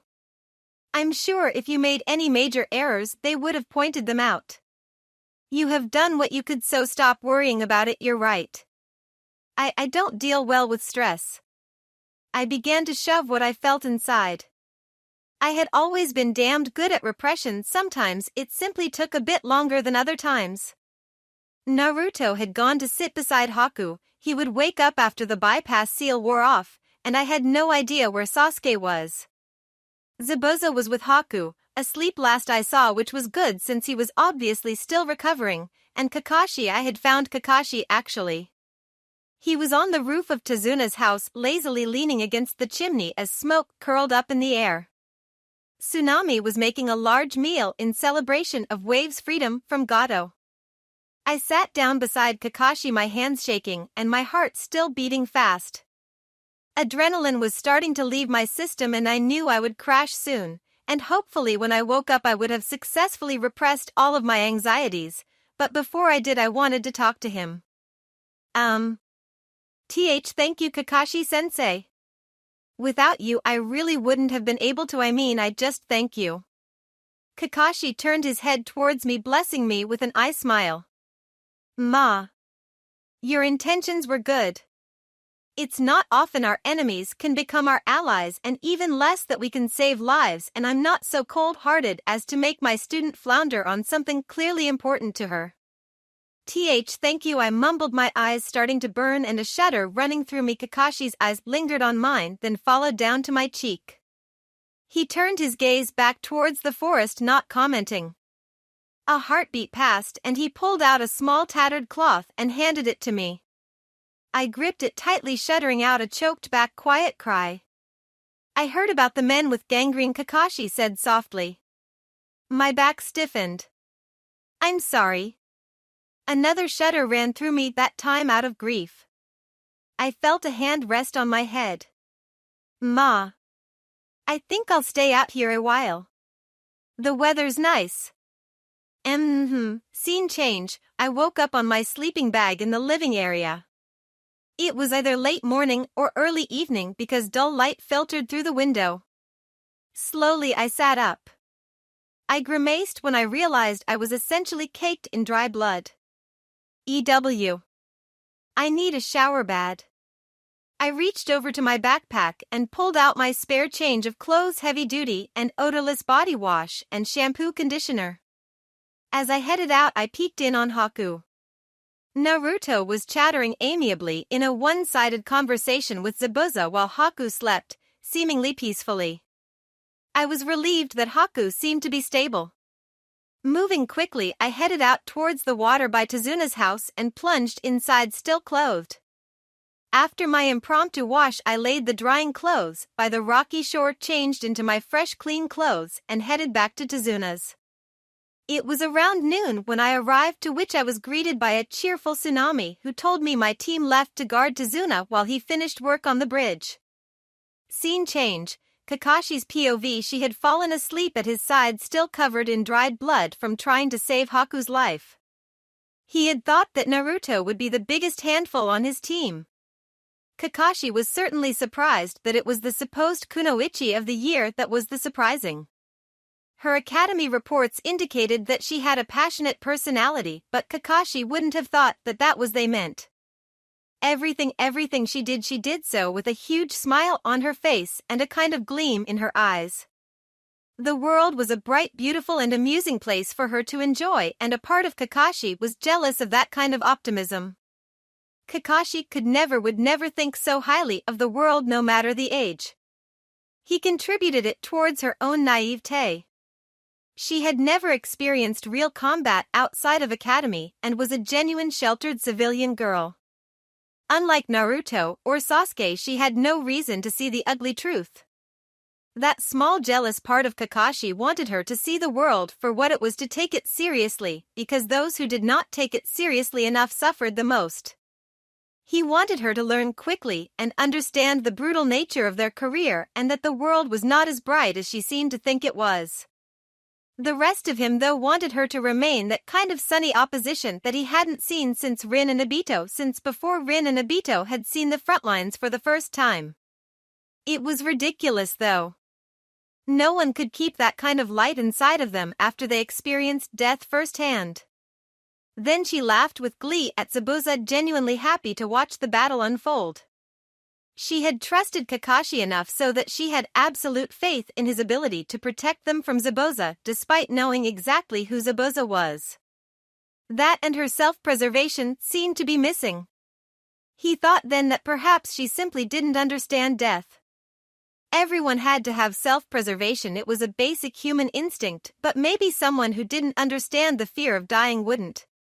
But she did understand death, or at least to a certain extent. When she lost both of her patients after trying to amputate, she came home and cried quietly into her pillow. Her fellow teammates did not wake when she cried, but Kakashi did because he had been listening for it. She cried well into the morning, then she got up, put that bright smile back on her face and carried on. Kakashi wondered if all her smiles were merely a mask for sadness, or if she sincerely still loved the world so much that she couldn't help but smile. He found out that it was a little bit of both. He watched her carefully after that night, measuring each of her actions and reactions. He found that she was not the kind to dwell on any kind of negativity. She strongly preferred not to deal with it all, and when confronted with it, her smile stretched so wide it almost hurt to look at. But that gleam in her eyes could not be faked. There were moments when she thought no one was looking and she looked over at Naruto or himself or Sasuke or even Naozabuza and Haku that her eyes lit up. There was a kind of fierce, burning bright, pure love and affection in them that Kakashi certainly had no idea where it came from. The gaze was undeniable, though, that Sakura sincerely adored those around her with a ferocious fervor. And upon realizing that, it was hard not to notice all the little things she did for them. The jokes and smiles that even pulled out a reaction from the otherwise emotionless Sasuke, or the tight hugs she would give to Naruto any time he seemed less than happy, or how she was the only one who woke Kakashi up, getting pinned a few more times in the process, and treated it like it was the most natural thing in the world. Like he didn't have PTSD and he never nearly killed her every morning. She let out a soft sigh in her sleep and Kakashi twisted around and carefully took the cloth he lent her. He folded it neatly and pulled out his water canteen before he wet out a little.